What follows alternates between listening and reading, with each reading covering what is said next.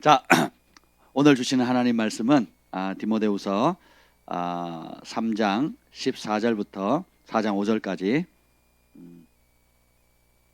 우리 하나님께 사로잡힌 삶 시리즈 8번째인데요. 지난주에 이어서 같이 이어도록 하겠습니다. 디모데후서 3장 14절부터 4장 5절까지 한 절씩 교도하겠습니다. 그러나 너는 배우고 확신한 일에 과하라. 너는 내가 누구에게서 배운 것을 알며 또 어려서부터 성경을 알았나니 성경은 능히 너로 하여금 그리스도 예수 안에 있는 믿음으로 말미암아 구원에 이르는 지혜가 있게 하느니라. 모든 성경은 하나님의 감동으로 된 것으로 교훈과 책망과 바르게 함과 의로 교육하기에 유익하니 이는 하나님의 사람으로 온전하게 하며 모든 선한 일을 행할 능력을 갖추게 하려 함이라. 하나님 앞과 살아있는 자와 죽은 자를 심판하실 그리스도 예수 앞에서 그가 나타나실 것과 그의 나라를 두고 엄히 명하노니 너는 말씀을 전파하라. 때를 얻든지 못 얻든지 항상 힘쓰라. 범사의 오래 참음과 가르침으로 경책하며 경계하며 권하라. 때가 이르니 사람이 바른 교훈을 받지 아니하며 귀가 가려워서 자기의 사욕을 따를 스승을 많이 두고 또 그 귀를 진리에서 돌이켜 허탄한 이야기를 따르리라. 다 같이요. 그러나 너는 모든 일에 신중하여 고난을 받으며 전도자 일을 하며 내 직무를 다하라. 아멘. 성령 하나님, 오늘도 우리를 사로잡아 주옵소서. 하나님의 일곱 영을 부어 주시옵소서. 지혜와 계시 영을 부어 주시고 모략과 권능의 영을 부어 주시고 지식과 여호와를 경외하는 영을 우리에게 부어 주시옵소서. 이 밤에 사모하며 달려온 우리 어린아이들로부터 우리 청소년들 또 우리 청장년들 우리 아비의 세대들까지 하나님 사랑하여 주시고 누구든지 하나님을 사랑하면 하나님이 그 사람을 알아주신다 하셨는데 오늘 우리가 사랑함으로 주 앞에 나아오니 주님이 사람의 줄 수 없는 은총으로 우리 가운데 함께하여 주옵소서. 내 말을 내 입에 두었노라는 은혜를 강력히 풀어 주옵소서. 예수님의 이름으로 기도합니다. 아멘. 우리가 계속해서 하나님께 사로잡힌 삶 시리즈를 보고 있는데요. 특별히 오늘은 지난주에 그 하나님의 말씀에 사로잡히라라고 말씀했잖아요. 예, 거기 이하에 이제 또 이어서 오늘은 성경의 4가지 활용법에 대해서 좀 나누려고 합니다. 성경이 말하는 성경 활용법. 하나님께서 모든 성경 66권의 성경을 주신 이유가 있어요. 예, 바울은 그것을 4가지로 농축을 합니다. 예, 그래서 그 부분을 좀 나누려고 하는데 먼저 우리가 좀 볼 것은 봅시다. 16절 한번 읽어보겠습니다. 시작. 모든 성경은 하나님의 감동으로 된 것으로 교훈과 책망과 바르게 함과 의로 교육하기에 유익하니. 아멘. 모든 성경은 뭘로 됐다고요? 하나님의, 그걸 두 자로 뭐라 그래요? 하나님의 숨결, 성령으로 됐다 그랬죠. 그래서 이 성경은 영으로 읽어야 되는 책이고 믿음의 책입니다. 그래서 여러분이 이걸 정보를 얻는 책으로 읽으시면 정보만 얻어요. 역사적 팩트를 따진다. 그러면 역사적 팩트가 옳으니 틀리니 이렇게 될 겁니다. 그리고 또 반면에 여러분들이 뭐 잠언을 읽으면서 성경 읽으면 공부 잘한다더라. 공부 잘할 수 있어요. 공부 잘하는 애가 있습니다. 진짜로. 예, 그걸 얻고자 하면 그걸 얻게 돼요. 근데 성경의 원 목적은 그게 아닙니다. 성경은 하나님이 어떠한 분인지 또 우리를 향한 하나님의 사랑과 계획이 무엇인지를 알려주는 책이에요. 특별히 성령께서 하나님의 깊은 것들을 알아서 우리를 구원하기에 충분한 길, 예수 그리스도를 소개합니다. 그러니까 성경을 한마디로 딱 한 사람으로 압축해라. 그럼 뭐예요? 예수 그리스도입니다. 근데 그 예수 그리스도를 이해할 수 있는 방법, 사실 이해도 아니죠. 예수님을 이해하는 게 아니고 뭐예요? 예수님을 신뢰하는 겁니다. 알아가는 거예요. 경험하는 것입니다. 예, 그래서 믿음은 이해하는 것이 아니고 신뢰하는 것이라고 했죠. 예, 그래서 신뢰는 사랑할 때만 할 수 있어요. 내가 사랑하지 않는 사람, 서로 사랑하지 않는 사람은 신뢰를 못합니다.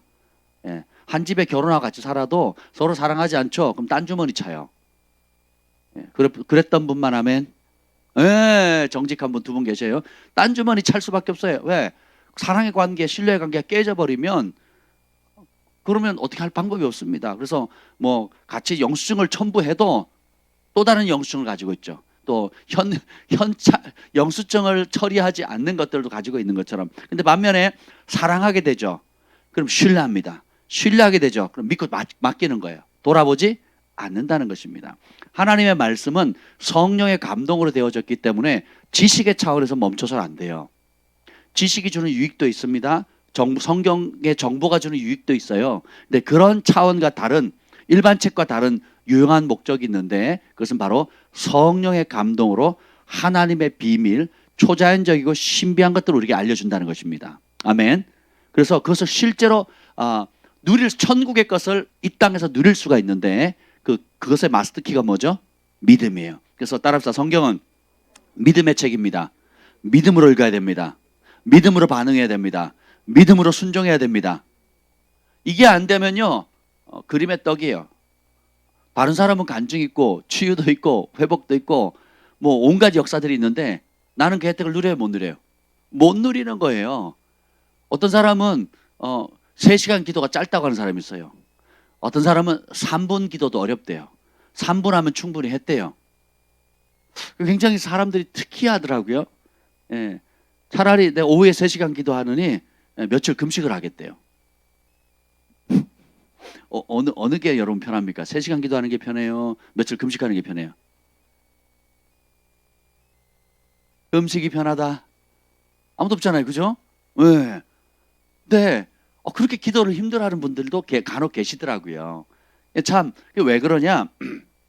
우리 각자마다 견고한 진들이 있는데 하나님께 나아갈 때는 하나님의 주파수를 맞춰야 되는데 그 하나님의 주파수를 못 맞춘 거예요. 모태신앙을 평생 살았어도 그냥 교회 문화에 익숙하고 교회 사람들, 목사님, 사모님, 권사님, 장로님, 집사님, 수련회, 뭐 통성기도 이런 그냥 그런 것에 교회 문화에 익숙한 거지 하나님이 어떤 분인지를 모르는 거예요. 왜요? 영이신 하나님께 인간적으로 나아가니까 경험을 못하는 겁니다. 성경을 정보나 주는 책으로 알고 있고 잠언서를 그냥 우리 고3 아이들, 중3 아이들, 또 공부 못하는 아이들 성경 읽으면 똑똑해지더라 이렇게 읽으니 되겠어요, 안 되겠어요? 안 되는 겁니다. 잠언은 똑똑해지라고 읽는 책이 아니에요. 잠언은 하나님의 성령으로 말미암아 지혜를 받은 솔로몬이 인생을 총결산한 책입니다. 진짜 지혜가 뭐냐? 여호와를 경외하는 것이라는 거예요. 하나님의 말씀을 듣는 거라는 겁니다. 그럼 미련한 길이 뭐냐? 그 하나님 말씀을 저버리는 거예요. 미련하는 길은 음부로 떨어지고 지옥으로 떨어지거든요. 단순히 공부 못한다, 학교 성적이 떨어진다는 뜻이 아니에요. 공부는 좀 못하고 학교 성적이 떨어져도 지혜로운 사람이 있어요.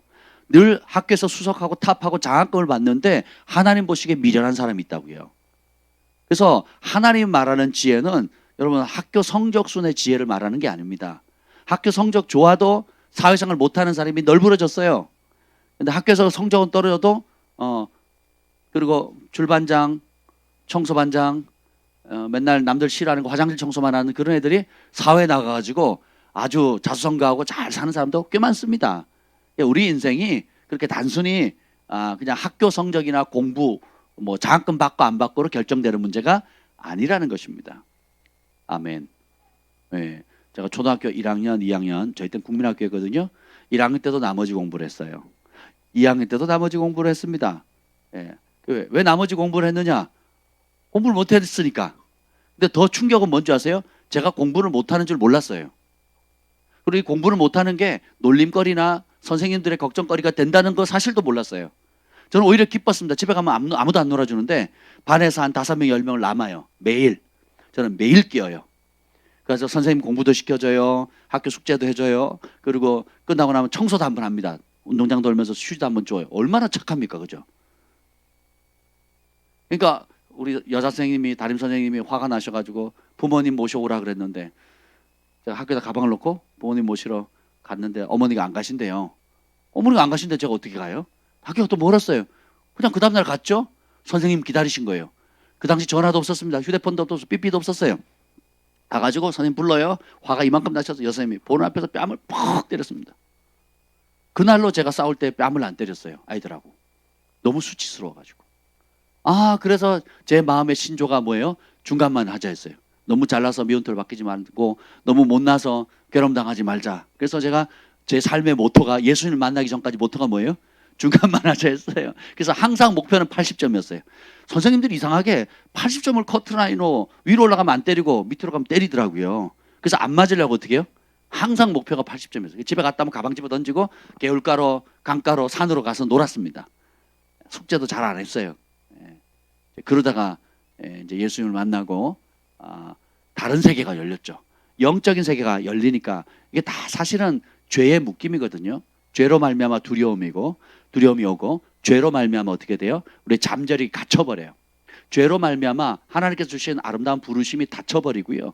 죄로 말미암아 내 안에 있는 사자 같은 그런 담대함들이 못 나오고 고양이처럼 혹은 겁먹은 그 비둘기처럼 그렇게 살아가는 겁니다. 근데 그러다가 진짜 하나님의 살아계신 하나님, 그 성령의 역사, 그리고 나의 부르심, 내 안에 누가 함께 하시는지를 알게 되고 내 존재, 정체성을 발견하게 되니까 어떻게 해요? 그간 원수마귀가 죄로 말미암아 닫아놨던 많은 잠재력과 은사와 부르심과 능력들이 팍팍팍팍 깨지는 거예요. 팝콘 넣어가지고 돌리면 어떻게 돼요? 막 뻥뻥뻥 터지잖아요. 그런 것처럼 우리 안에 있었던 아름다운 것들. 제가 교회 다니고 제가 그렇게 찬양을 잘하는 줄 몰랐어요. 그래서 제가 군대 가기 전에 성가대 찬양팀을 한 교회에서 5개를 했다니까요. 메인 성가대부터 해가지고 뭐 각종 성가대 다 했습니다. 그 대표 교회 찬양팀도 하고요. 결혼하기 전에도 큰 교회에서 찬양 인도를 했습니다. 그때 우리 정민교 목사를 만났잖아요. 제가 발탁을 했습니다. 우리 싱어로. 매번 반음씩 떨어져가지고 떨어진다 똑바로 하라고 제가 맨날 그랬거든요. 지금은 학생들 보고 그러잖아요. 떨어진다고 조심하라고. 네, 그때 다 당해서 그래요. 뭐 좀 더 얘기할까요? 그때 혀 짧은 소리 하셔가지고 맨날 젓가락 물고 나무 젓가락 물고 막 교정도 하고 굉장히 노력을 많이 했어요. 지금 전혀 티가 안 나죠? 떨어지지도 않잖아요, 그죠? 얼마나 기름 부으면 좋습니까? 아멘 할 때까지 할 건데. 제가 은혜를 많이 받습니다. 힘을 많이 얻어요. 찬양할 때 기름 부음이 많이 풀어지잖아요. 큰 축복입니다. 네, 축복이에요. 경배와 찬양에 하세반 선교사님이 많이 이뻐해 주셨거든요. 그리고 정말 짧은 시간에 인정받고 또 그곳에서 굉장히 많은 그런 기름 부음들을 받았습니다. 아무튼 성령께서 임하시면 다른 세계가 열리는 거예요. 근데 이걸 모르면 어떻게 되는 거예요? 지루한 거예요. 예배도 지루하고. 우리 교회 오면 사람들이 제일 충격받는 것 중에 하나가 뭔지 아세요? 예? 말씀이 긴 거예요? 누가 그래요? 맞습니다. 말씀이 긴 거랑. 근데 그 긴 말씀을 듣고 있는 우리 어린이들이에요. 어린이들. 앉아가지고 우리 소망의 온유한 분위기에 산만하게 있고 졸고 온유야 뭐하니? 뻘떡일라. 두 아이만 빼고는 아니요, 두 아이도 너무 잘하죠. 오늘 찬양도 우리 파이어 찬양팀이 굉장히 안정감 있죠. 다니엘이 드럼 내가 세게 치라 그랬더니 막 빌드업까지 그냥 막 놀랍습니다. 그걸 지도하는 경환이는 더 대단한 것 같고요. 저는 애들하고 견뎌주는 것만 해도 너무 대단한 것 같아요. 뭐 잘하고 못하고를 떠나서 갈수록 안정감이 있죠. 아멘. 이제 주일날 바꿔야 될 것 같아요. 이게 정 목사님 위태위태해요. 지금 열심히 하셔야 될 것 같아요. 굉장히 정말 풍성해지는 것 같습니다. 아이들이 속도가 굉장히 빠르잖아요. 그죠? 감각도 굉장히. 왜냐하면 우리가 기회를 안 줬거든요. 그죠? 니까지 뭘 알아? 아빠는 잘하는데 너는 아빠처럼 되려면 멀었어. 다니엘 똑바로 안 해? 이랬더라면 얘가 하겠냐고요. 너는 아빠를 닮아서 아빠보다 잘할 거야. 일단 외모가 아빠보다 출중하지 않니? 그것도 기적이야 너네 집안에. 그지? 기분 나빠하는데 뭐 그래도 어쩔 수 없어. 보세요. 우리 다니엘이, 요엘이, 사무엘이 하나님께서 우리 이 다음 세대에 부어주신 은혜들 이루 말할 수가 없어요. 그래서 아이들이 이제 찬양팀을 한 다음부터 집에서 애들이 놀이가 바뀌어졌어요. 피아노 앞에서, 키보드 앞에서 계속 노래 불러요. 수요 예배 할 때 노래 불러요. 제가 이제 크리스마스 캐롤 좀 불러라 그랬더니 계속 그러고 있습니다만 찬양을 부르고 있어요. 그러니까 아이들이 모이면 이제 온 가족이 모여가지고 뭐 하겠어요? 찬양을 하는 거예요. 되게 행복한 거죠. 진환 언제 조연할 거니? 언제 회개하고 돌아올 거야? 얼른 돌아와. 올해까지만 내가 시간 줄게. 얼른 들어와. 응? 우리 진환이가 기타 치는 걸 보고 싶어요. 안 그러면 쟤는 사람 칠 것 같아. 그러니까 사람 치기 전에 기타 쳐라. 알았지? 축구를 좋아하거든요. 축구도 잘하고 또 인기가 많습니다. 우리 진규는 책을 좋아하고 공부를 잘하고 전혀 공부를 잘 하지 않을 것 같이 생겼는데 아주 탁월하답니다. 공부를 잘한답니다. 상위 클래스에 드는 아주 수재입니다. 수재. 예, 이제 그게 신들리기만 하면 되는데 이제 그거는 이제 우리가 중보해야 될 줄 믿습니다. 자, 오늘 성경이 주는 이 교훈에 대해서 좀 나누려고 하는데요. 앞서 말씀드린 것처럼 하나님의 숨결로 되었기 때문에 여러분들이 믿음으로 반응하셔야 돼요. 사랑이가 내가 사랑이한테 1,000원을 꿔달라 그러면 사랑이는 나한테 1,000원을 줄 수 있어요. 그죠? 왜냐하면 그 정도 용돈은 가지고 있거든요. 예, 이거는 믿음이 아니에요. 사실이에요, 사실. 그리고 사랑이가 용돈을 얼마 정도 가지고 있고 얼마 정도 여윳돈이 있다라는 걸 제가 아는 정보가 있잖아요. 예, 그런 거죠. 근데 사랑이가 예를 들면 사랑이가 우리나라 최고의 예배자가 될 것이다. 이거는 믿음이 필요한 거예요. 그렇죠. 왜냐하면 지금의 모습을 알 길이 있어요, 없어요? 5년 뒤, 10년 뒤, 20년 뒤 알 길이 있습니까, 없습니까? 없지요. 알 길이 없어요. 그죠? 우리 다니엘이 지금 우리 글파에서 제일 어린 이제 드러머가 됐지만 세계 최고의 월시퍼, 드럼을 잘 치는 드러머가 될지 누가 알겠습니까? 여기는 뭐예요? 이건 사실이에요, 사실. 이대로 가면 그렇게 될 것 같아요. 여러분, 하나님께서 내 두통을 낫게 해준다는 믿음을 갖고 기도는 해요. 근데 내 암을 고칠 수 있다 믿지는 않습니다. 내 두통은 고칠 수 있는데 내 속에 장기가 고장나서 의사 선생님이 못 고친다고 하는 거, 그런 것들 있죠. 이제 그런 거는 그런 걸 할 수 있다고 믿으려면 논리나 이성의 영역 가지고는 불가능합니다. 그럼 어떻게 해야 돼요? 진짜 하나님의 능력을 신뢰해야 돼요.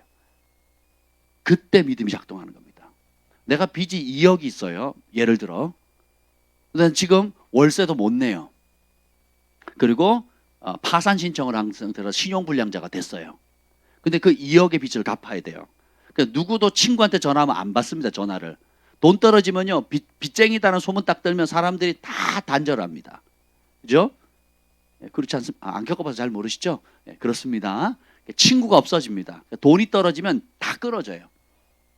근데 하나님께서 가난의 영을 끊고 축복의 영을 준다고 하면 하나님께서 기근의 때에 100배의 소출을 준다는 것을 말씀을 배웠어요.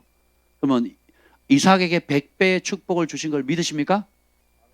그렇게 말하기는 쉬워요. 그러면 여러분들이 100배라는 게 뭐냐면 100년치 소출을 1년에 거뒀다는 거거든요.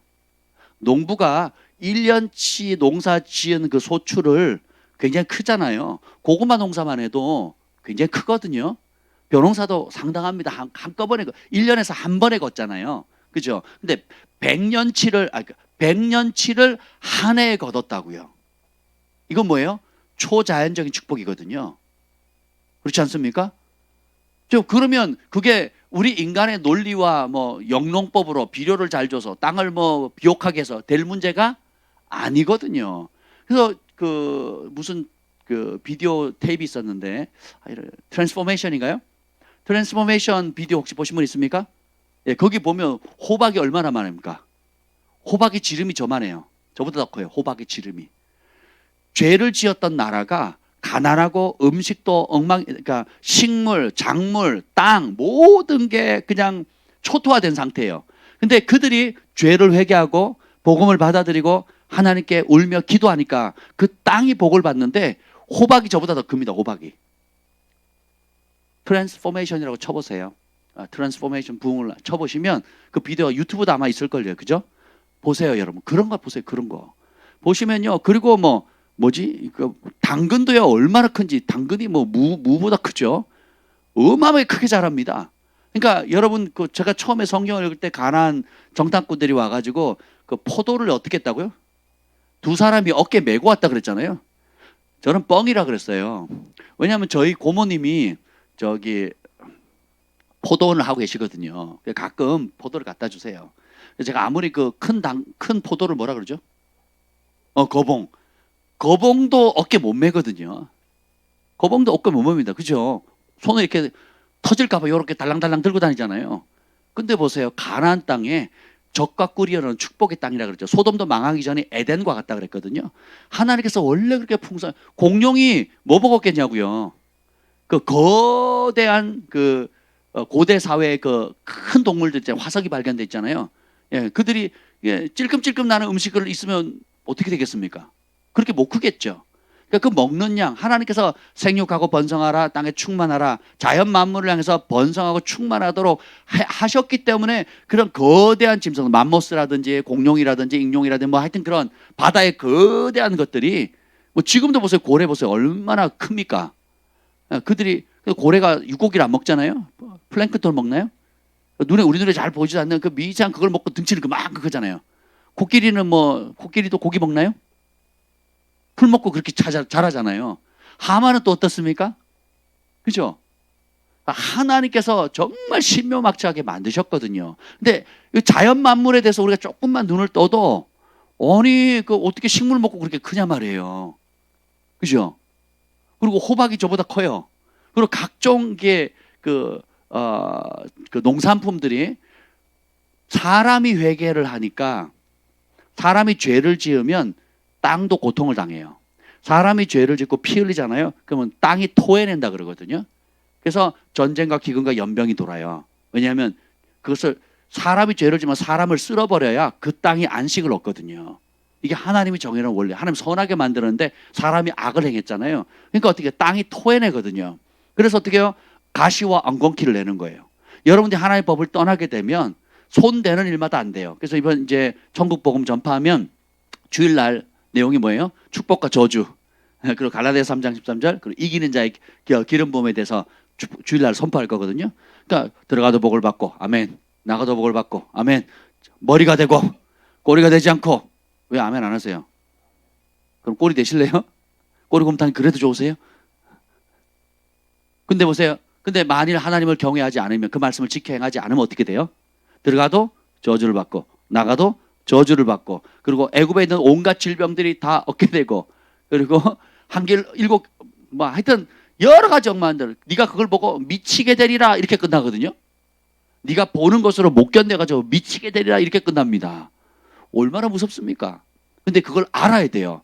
그래야 내가 왜 안 되는가, 병들었는가, 또 그리고 왜 가난한가, 또 이것이 악순환되는가, 질병이 유전되는가, 그리고 왜 가정에 평강이 없는가, 내 안에 기쁨이 없는가, 그 원인이 뭐예요? 아주 심플해요.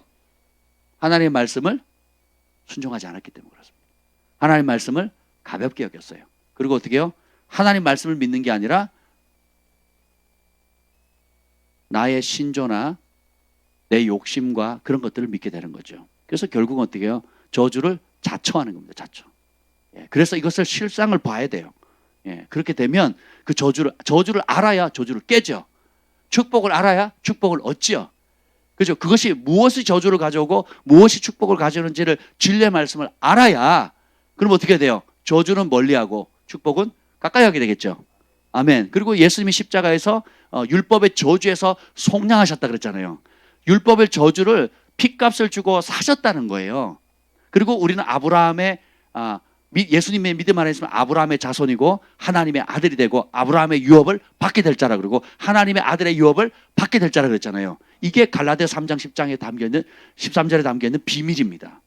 이걸 선포하면 자 축복 하나의 원래 계획, 불순종하면 저주. 그걸 회복할 수 있는 방법은 그리스도의 십자가. 근데 이것을 세상살이 가운데 말씀을 믿음으로 이기는 삶을 살아갈 때 믿음으로 이기는 삶을 살아갈 때 이걸 다 누리게 되는 겁니다.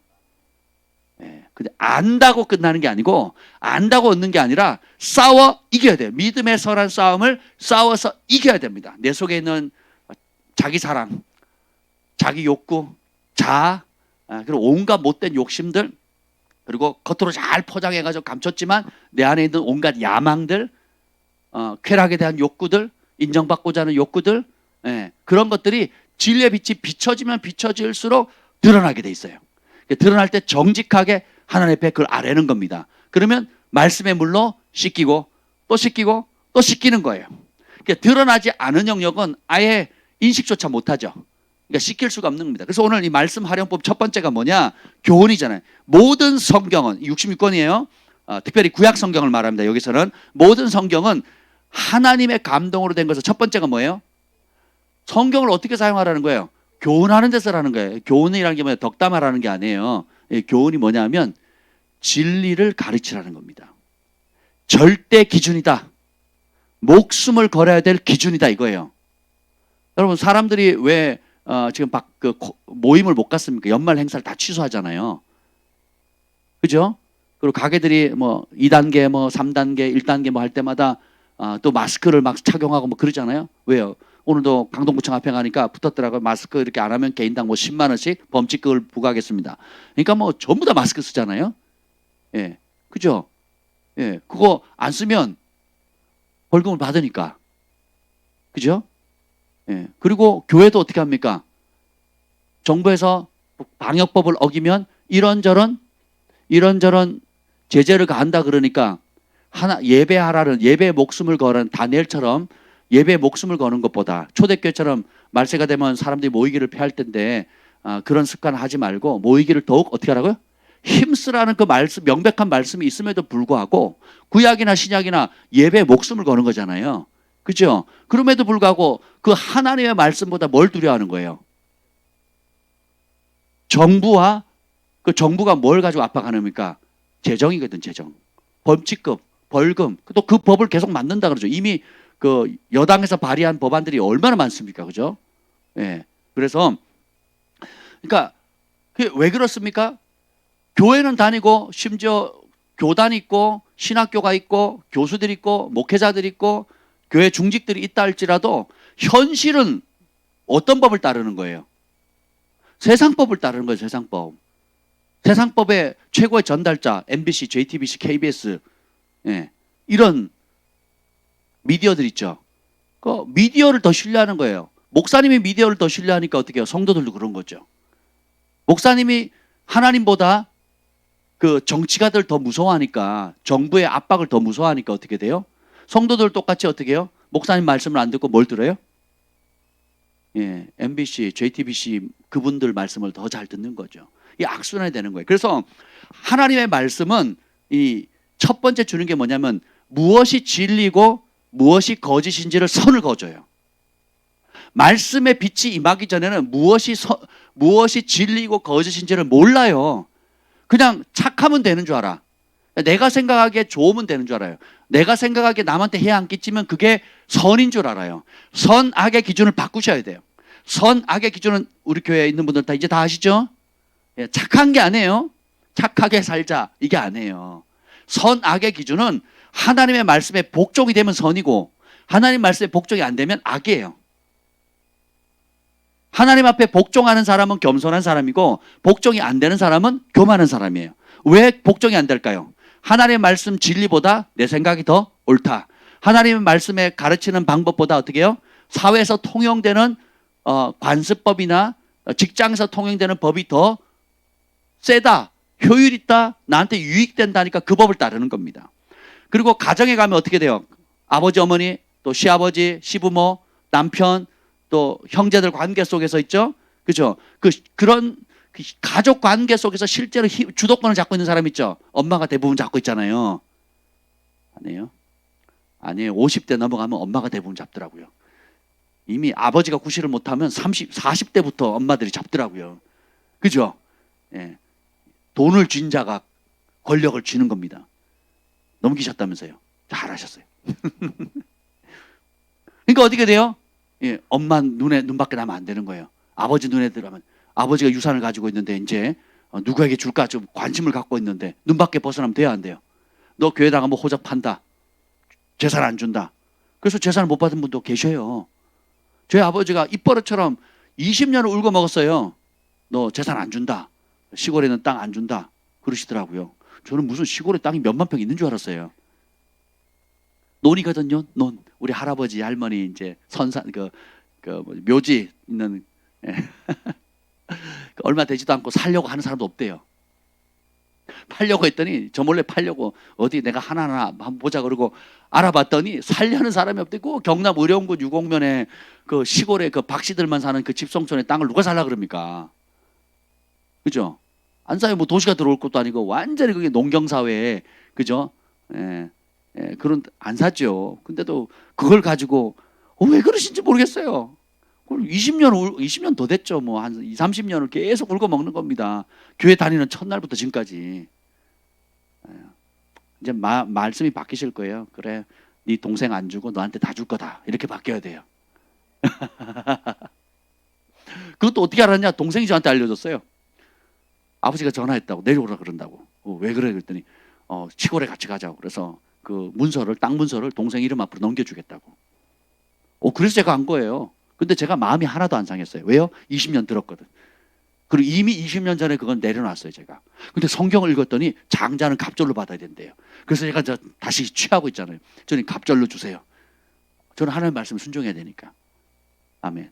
20년 전에는 하나님 내 공급자다, 내 보호자다라고 제가 내 삶을 하나님께 드렸기 때문에 신경을 안 썼어요. 그럼 가져, 너 가져. 그랬거든요. 성경을 보니까 장자는 2배로, 제가 동생보다 우리 부모님 더 잘 섬기거든요. 더 잘 챙겨주거든요.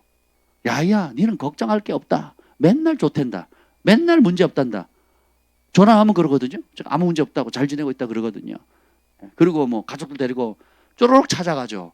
뭐 손주들 재롱 떨지요. 선물 사가죠. 용돈 드리죠. 뭐 얼마나 뭐 남들만큼은 잘하지 못해도 그냥 기본만큼은 하려고 노력을 많이 하거든. 그 핍박 가운데서도 온 가족이 쫓겨난 적도 있어요. 명절에 갔다가 온 가족이 목사가요. 예. 2분 목사님이 아이들 데리고 손주 데리고 그 할아버지 할머니 집에 갔다가 쫓겨났다고요. 여러 차례. 이 개척할 때도 지금 8년째잖아요. 이 8년 있는 사이에도 몇 번을 쫓겨났다고. 여러분 믿겨지세요? 제가 지금 쫓겨날 짬밥입니까? 제가 지금 쫓아내야 될 짬밥이에요? 쫓겨날 짬밥이에요? 쫓아내도 지금 힘이 남아돌 짬밥인데 쫓겨났다니까요. 우리 주한이 경환이 그걸 다 봤거든요. 그래도 다시 찾아가요. 할렐루야. 달에 아이들이 다 보고 있거든요. 한결같이 그럼에도 불구하고 부모님 공경하는 거, 사랑하는. 그러니까 저희 아버지도 마음이 녹아나시는 거죠. 한결같으니까. 얘가 미친 줄 알았는데, 예수한테 미친 줄 알았는데, 사실 그 말은 맞긴 한데 미쳐가지고 뭐 이단에 빠져 이상한 짓 하는 줄로 그렇게 아신 거죠. 근데 나타난 열매를 보니까, 그죠? 동생하고 너무 비교가 되는 거예요. 동생도 잘 하거든요. 근데 동생은 표현을 잘 못해요. 동생도 마음이 착하고 잘 함에도 불구하고 저희랑 너무 비교가 되거든요. 그러니까 뭘 챙겨줘도 2배로 챙겨주십니다. 뭘 챙겨줘도 2배로 챙겨주시고요. 뭘 해도 하여튼 뭐 더 많이 챙겨주세요. 감사하죠. 심은 그대로 또 받는 거니까. 근데 이런 모든 게 가능한 게 뭐냐면 진리를 알면 진리가 우리를 자유케 하는 겁니다. 그리고 진리를 알아야 내가 어디다 목숨을 걸지, 어디다 힘을 쏟아야 될지, 어디다 에너지를 쏟아야 될지, 어디다 시간을 쏟아야 될지, 어디다 물질을 투자해야 되는 것이 남는 장사인지 알게 되는 거예요. 진리를 모르니까 엉뚱한 데 쓰는 거죠. 엉뚱한 데 시간 소비하고 엉뚱한 데 에너지 쓰고, 그러니까 정작 살리고 가정의 행복과 생명을 줄 수 있는 일에는 쓸 여력이 없는 거예요. 자기를 위해서는 후하고 생명을 살리고 하나님 말씀에 순종하는 일, 하나님 법 안에 들어가는 거에 대해서는 감각이 없는 거죠. 그렇게 되는 겁니다. 그래서 여러분들이 제일 먼저 이 하나님 말씀의 진리를 진리로 교훈하는 거. 그러니까 성경은 그 진리를 알려주는 텍스트북이에요. 여기에 목숨을 거셔야 됩니다. 따라합시다. 말씀만이 살 길이다. 여러분 진짜 가족 살리고 싶죠? 그럴 뿐만 아멘. 가족을 살리는 길은요, 가족에게 맞추면 안 됩니다. 제가 30년을 싸워왔잖아요, 지금까지. 제가 우리 아버지에게 맞췄다, 저희 가족 콩가루 집안 됐을 겁니다. 저희 어머니에게 맞췄다, 어디로 갈지 모릅니다. 그러면 제 비전에 맞췄다, 이것도 대책이 없어요. 그럼 뭐에 맞춰야 돼요? 기록된 하나님의 말씀대로 뜻을 정하는 겁니다. 제가 제사를 왜 안 지냈을까요?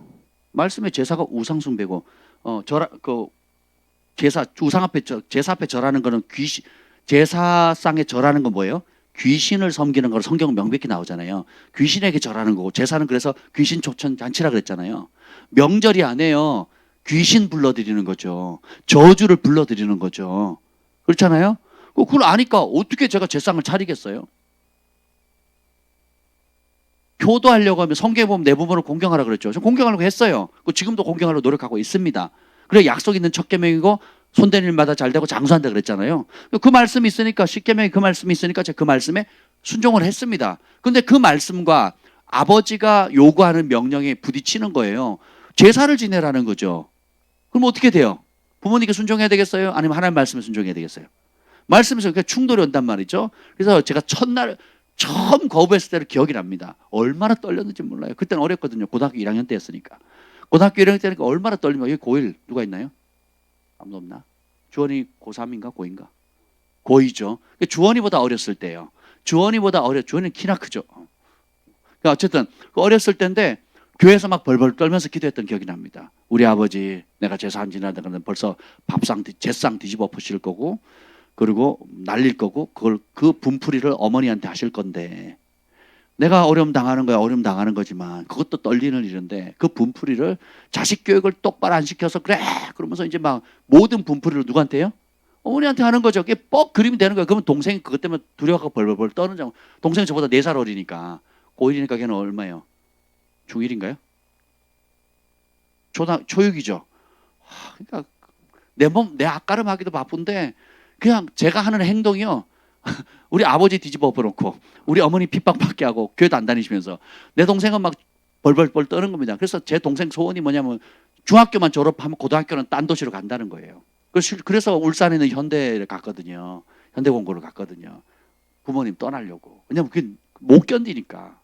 진짜 어려웠거든요. 근데 제가 그걸 계산이 딱 나오잖아요. 그럼 어떻게 해야 되겠어요, 여러분? 선택해야 돼요. 진리가 주는 교훈을 따라 살 것이냐 아니면 환경의 압박과 부담과 내 인간적인 두려움에 굴복할 것이냐. 그때 저는 진리를 따라 살기로 결정했습니다. 그래서 어떻게 해요? 그래서 영적 가족이 중요하더라고요. 저를 지도해주는 선생님께 얘기했더니 기도해 주시겠대요. 정말. 그리고 저 우리 학생부 선생님들도 기도해 주시고 친구들도 우리 학생부들 가운데 교회 다니는 애들 부모님이 교회 다니는 사람은 뭐 한 70명 중에 한 가정 두 가정밖에 없었어요. 그러니까 다 그냥 핍박받고 머리끄댕이 잡혀오고 야구방망이로 맞고 뭐 이러고 교회로 왔었거든요. 그러니까 다 같은 마음으로 울면서 기도해 주는 겁니다. 그래서 갔더니 아니라 다르니까 제상을 차려져 있고 이제 제가 장손이니까 제사를 지내야 되잖아요. 장손이니까. 그런데 제사를 안 지내 제가 이제 절을 안 하니까 왜 안 지내냐? 저 절 안 합니다. 그랬더니 그럼 제사 음식이라도 먹어라. 저 귀신에 받쳐진 거라 저 안 먹습니다. 그랬더니 어떻게 될게요? 제가 예언한 대로 다 됐어요. 그 제상을 확 뒤집어 엎어버리고 음식이 다 날아가죠. 그러고 나가 그랬어요. 저는 또 순종해야 됐잖아요. 허락을 받았어요. 나가라고 하셨기 때문에 문 열고 나갔습니다. 펑펑 울면서 나갔습니다. 그리고 그 어머니가 그것도 뒤에 그 어머니 제가 일단 제상도 어머니가 차렸죠. 그 접시 깨지고 뭐 숟가락 날아가고 막 이거를 뒷수습을 어머니가 하셔야 되잖아요. 그보다 더 어려운 게 아버지가 이제 밤새 이제 술 마시면서 막 이제 주사를 하는 거죠. 자식 교육을 어떻게 시켜서 이따위로 시켜가지고 막 하면서 막 퍼붓는 거죠. 그리고 동생 거기서 막 집에서 도망도 못 가고 어리니까 벌벌벌 떨고 있는 겁니다. 벌벌 떨고 있는 거죠. 근데 그걸 매달 했거든요. 매달. 장손이다 보니까 매달 제사를 드려요. 그놈의 제사는 왜 이렇게 많은지. 또 저희 친할아버지가요. 구정 1월 1일 날 전날 돌아가셨어요. 그러니까 0시에 돌아갔어요. 1월 1일 날. 그러니까 저희는 그 구정이 무슨 날이에요? 제삿날이에요. 제삿날. 진짜로. 진짜 제삿날인 거예요. 그러니까 그 제사를 또 아버지의 아버지잖아요. 저에게는 친할아버지고 그때 돌아가신 거예요. 구정날 돌아가신 거예요. 그러니 아버지도 마음이 뒤숭숭한데다가 자식 말도 안 듣지. 또 막 가족들 좀 그 명절이 잔치 시간이 돼야 되는데 막 완전 콩가루 돼가지고 막 교회 다니는 놈 하나 때문에 한 집에 종교가 둘이면 망한다더라 그러면서 맨날 그러셨거든요. 그러면서 똑바로 하라고 막 이제 그러니까 막 1월 새해 첫날부터 나는 집에서 쫓겨나는 거예요. 새해 첫날부터. 그리고 시골에서는 명절 그 구정 때는 남의 집 못 가거든요. 가도 오후나 저녁에 가야 되거든요. 부정 탄다고. 못 가요. 그러니까 어디 가겠습니까? 도서관 아니면 교회 가. 도서관도 그때 문 닫았나 그래서 교회 갑니다. 교회 가서 하루 종일 우는 거죠 뭐. 그냥 하루 종일 울었어요, 그냥. 근데 그런 대가를 1년, 2년, 3년을 굉장히 심하게 겪었고, 그 이후도 제가 군대 갔다 와서 결혼하기 전까지도 겪었고요. 결혼해서도 겪었어요. 결혼하고서는 그 강도가 거의 뭐 100분의 1로 줄었지만, 그 100분의 1로 준 걸 우리 김 목사님 보더니 충격받고 데미지 입어가지고요. 지금도 그 후유증에 가끔씩 시달립니다. 지금도 힘들어하거든요. 근데 저는 그거를 20년 이상 겪은 거거든요. 20년 이상. 그건 30년을 겪은 거거든요. 한번 생각해 보세요, 여러분. 근데 이렇게 견딜 수 있는 용기가 어디서 나오냐? 진리를 아는 데서 오는 겁니다. 그러면 여러분 이 말만 들으면 못하겠죠? 뭐 그 일을 통해서 이렇게 견딘 결과가 뭐냐? 그때는 하나님 공평하지 않아요? 왜 나한테 이런 일을, 내가 기도도 많이 하고 금식도 많이 하고 교회 봉사도 많이 하고 학생회 회장으로 뭐 열심히 하는데, 전도도 열심히 하고 교회 부흥도 시켰는데 왜 나한테 왜 이러시는 거예요? 하고 막 엄청 이제 따졌습니다. 이해가 안 됐죠. 근데 시간이 지나고 보니까 오늘 이때를 위함입니다. 그렇게 고난받는 사람들 하나님 붙잡아 주신다는 거예요. 그렇게 고난을 겪고 난 다음에 제 모습을 보세요. 어떻습니까, 여러분? 강해졌죠. 담대하죠. 그리고 거기서 그런 문제로 어려워하거나 두려워하거나 쭈뼛쭈뼛하는 사람들 있으면 어떻게 합니까? 할 수 있다고 용기를 주는 거예요. 그리고 그 하나님이 응답하셨다는 산 증거가 뭡니까? 저의 존재예요. 그런 열악한 환경 속에서 하나님 붙잡아 주셨고, 그죠? 은총을 주셨고, 지혜를 주셨고, 만남을 주셨고, 높이셨고, 그죠? 얼마나 하나님이 짜잔 나타난 적은 없지만 보이지 않는 하나님의 손, 춤추는 하나님의 손이 저의 삶 가운데 만남, 재정, 관계, 은사, 다양한 영역에 아주 섬세하게 천사들 보내서 움직이신 거죠. 그래서 여러분을 만난 거 아니에요. 아멘. 여러분 처음 저희 교회 발들일 때의 모습과 2, 3개월 지날 때 모습이 완전히 달라요. 벌써 한 달만 다녀도요 확 달라지거든요. 왜 그럴까요? 돌파한 기름 부음이 있거든요. 그리고 그거를 뭘로 극복했어요? 말씀을 붙잡고 기도로, 말씀을 붙잡고 금식으로, 말씀을 붙잡고 하나님이 살아계시다 반드시 응답하시고 내 부르짖음과 신음을, 내 고통을 들으시고 갚으신다는 걸 믿기 때문에. 그렇죠? 그래서 성경은 첫 번째 교훈이잖아요. 진리를 알 수 있도록, 그래서 그 진리가 주는 혜택을 받게 만드는 거예요. 이게 제일 중요합니다. 이게 첫 단추에 이걸 잘못 끼면 어떻게 돼요? 헛질하는 거예요. 헛질. 아무 쓸모가 없는 겁니다. 엉뚱한데 열심히 산에 올랐어요. 막 1000m, 2m 올랐는데 엉뚱한 산이고 이 산이 아닌 게요. 그러면 그 수고가 헛되잖아요. 그러니까 진리가 아닌 거짓 혹은 진리를 모르고 열심히 살아가게 되면, 그러니까 인생 자체가 허비고 낭비입니다. 그런데 하나님의 말씀과 이 진리를 알게 되면 모든 삶의 원천은 가정교육의 텍스트북, 재정의 텍스트북, 인생의 텍스트북, 부르심의 텍스트북, 관계의 텍스트북, 예? 그리고 영원한 삶을 위해서 어떻게 쌓을 건지, 하나님의 심판은 어떻게 되는지, 이 땅을 살아가는 데는 어떻게 하면 은총을 받는지, 세상에서 어떻게 하면 구별되는지, 하나님과 동행할 수 있는지, 성령의 사람이 될 수 있는지, 영의 사람이 되어서 갈 수 있는지, 모든 문제에 대한, 인생을 살아가면서 우리가 겪는 모든 문제에 대한 진리입니다. 시금석이에요. 시금석. 다림줄이에요. 그래서 여러분들이 고민할 문제가 있다. 그럼 답을 어디서 찾아야 돼요? 그게 교훈입니다. 66권을 첫 번째는 어떻게 해요?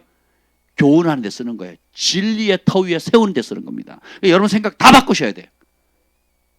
말씀에 물로 씻긴다는 말씀드렸잖아요. 여러분 생각 다 재정에 대한 생각들, 특히 고등교육을 받을수록 뭐 경제, 정치, 사회, 문화 여러 다양한 분야의 많은 책들 독서하는 건 좋은 습관입니다. 근데 독서하는 모든 것들이 그리스도의 말씀에 복종시키는 독서가 되어야 되지, 대적하거나 불순종하거나 다른 생각을 갖게 만들면 그게 뭐예요? 교만이에요. 왜요? 내가 내 생각이 하나님 말씀보다 더 뛰어나다고 말하는 거거든요. 성경은 고리타분한 책이고 2000년 묵은 아주 캐캐 묵은 책이고 최첨단 최신식 정보를 내가 지금 배웠으니까 이게 더 뛰어나다고 믿으면 그게 하나님 보시기 뭐예요? 교만한 사람인 겁니다. 그리고 교만한 사람은 어떻게 되는 거예요? 속이기도 하고 속기도 하거든요. 정치인들 돌아가는 거 보세요. 남 등쳐먹다가 등침을 당하죠. 다른 사람 속였다가 속임을 당하지요. 권력을 누렸다가 압제를 당하지요. 그렇잖아요. 그 악순환이 계속 반복돼요. 그러니까 항상 걷는 사람 위에 뛰는 사람 위에 나는 사람 위에 업혀가는 사람이 있다 그랬잖아요. 그죠?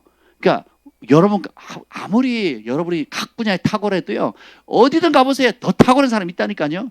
그러니까 내가 이거 해먹으면 다 뭐 군림할 것 같고 뭐 끝없이 잘 될 것 같지만 그렇지가 않습니다. 항상 경쟁하는 데가 있고 시기하는 사람이 있고요. 나보다 탁월한 사람이 있다는 겁니다. 그렇게 해서 해야 되는 것이 아니라는 거예요. 그래서 아예 정하셔야 돼요. 어릴 때부터 우리 아이들 삶의 기준을 하나님의 말씀으로. 그래서 많이 암송시키셔야 돼요. 성경을 많이 암송시키셔야 돼요. 사고 자체를 성경으로 하도록.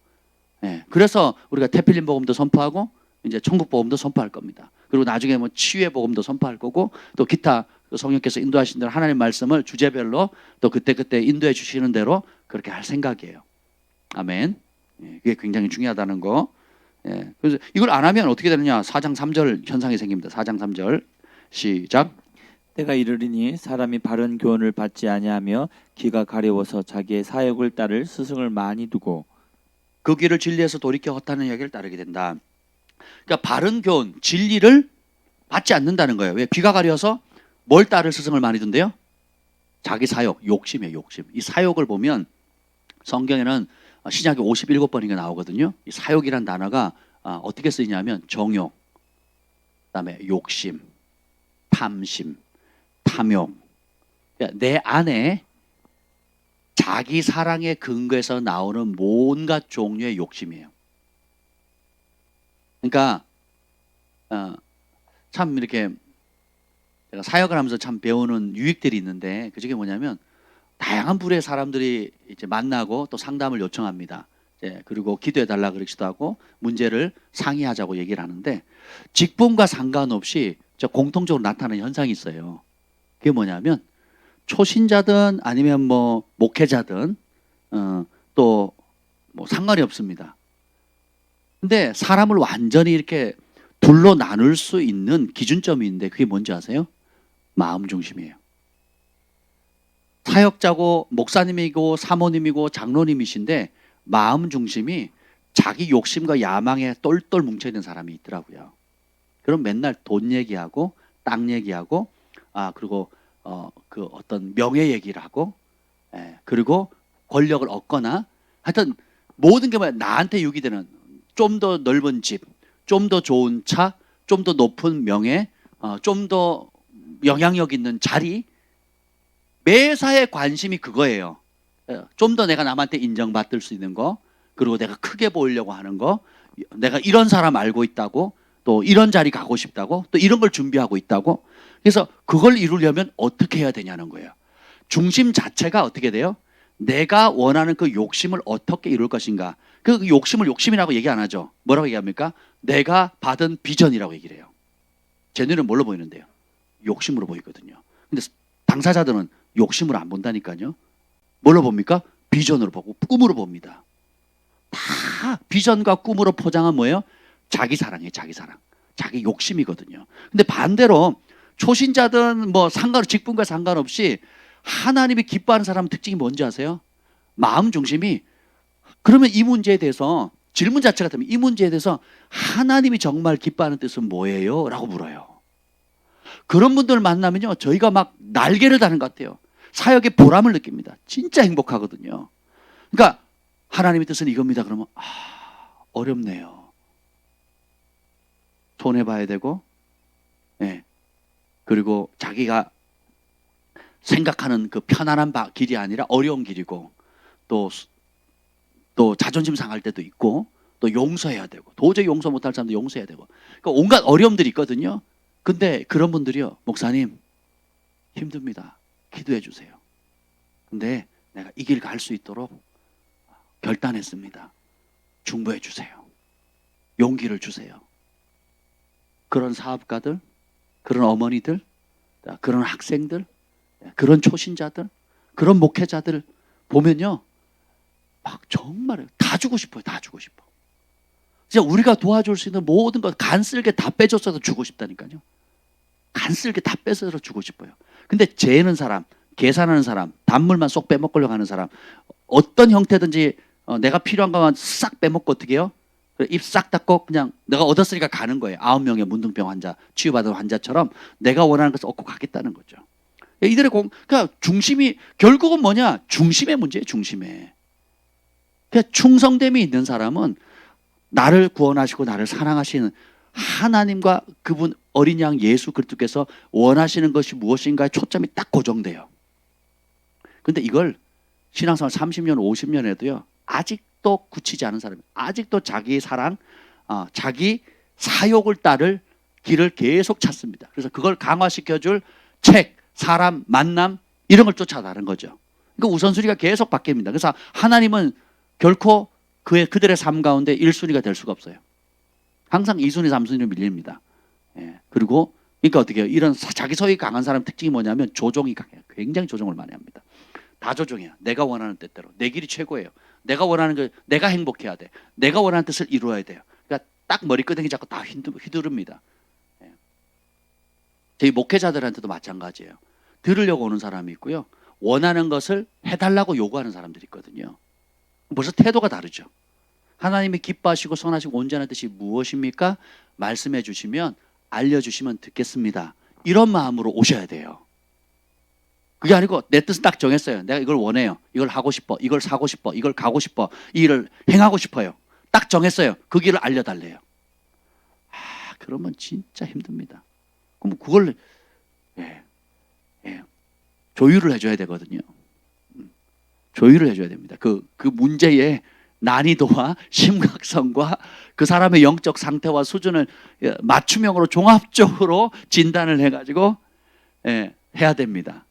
그러니까 예를 들면 초신자면 다도 끓여야 되고 청년들 같으면 혼내서라도 강하게라도 끌어당겨야 되고 그리고 또 아비의 세대나 어미 세대 가면 굉장히 정중해야 되고 정중하게 돼야 되거든요. 그래서 왜냐하면 인생의 선배시잖아요.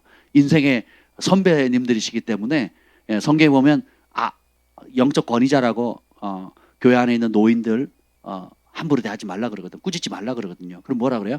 아비를 대하듯이 어미를 대하듯이 정중히 모시라 그러거든요. 그러면 우리가 연륜이 올라갈수록 어떻게 돼요? 스스로 생각하고 책임질 수 있는 무게가 커지는 거거든요. 그러니까 그런 모든 것들을 조율을 맞춥니다. 그러니까 그게 종합예술이에요. 종합예술. 어떤 면에서는 참 이게 양육하고 말씀을 가르치는 게 종합예술이에요. 종합예술. 어떤 사람은 확 강하게 단번에 그냥 확 꺾어버립니다. 그리고 돌파를 시켜요. 그래 확 끌고 가는 사람이 있어요. 그렇게 해야 되는 사람이 있거든요. 그러면 그러니까 저희가 얼굴이 굉장히 색깔이 다양하게 보이실 거예요. 여러분들 각자에게 우리 목사님, 예를 들면 김 목사님은 어떤 분인 것 같아요? 하면 무서운 분, 카리스마 센 분, 눈빛 마주치면 안 되는 분, 이런 분도 있고요. 되게 섬세하고 온유하고 그리고 진실하고 전혀 다르게 보는 사람이 있거든요. 따뜻하고 이렇게 보는 사람이 있습니다. 근데 대부분 사람들은 뭐예요? 무섭대요. 그죠? 왜 그러냐? 여러분의 상태에 따라 다르게 반응하는 겁니다. 여러분의 상태에 따라. 저도 마찬가지예요. 제가 무슨 간증을 하면 곱게 잘 자라가지고 아무 문제 없이 잘 큰 것처럼 그렇게 보이잖아요. 외모는.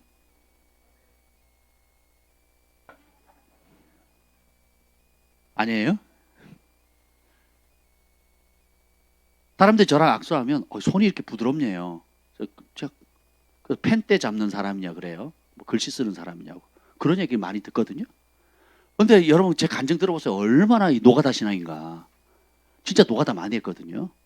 노가다 많이 하고 험한 일 많이 했거든요. 못 벗고 어린애 고등학교 때 시신 처리하고 그랬거든요.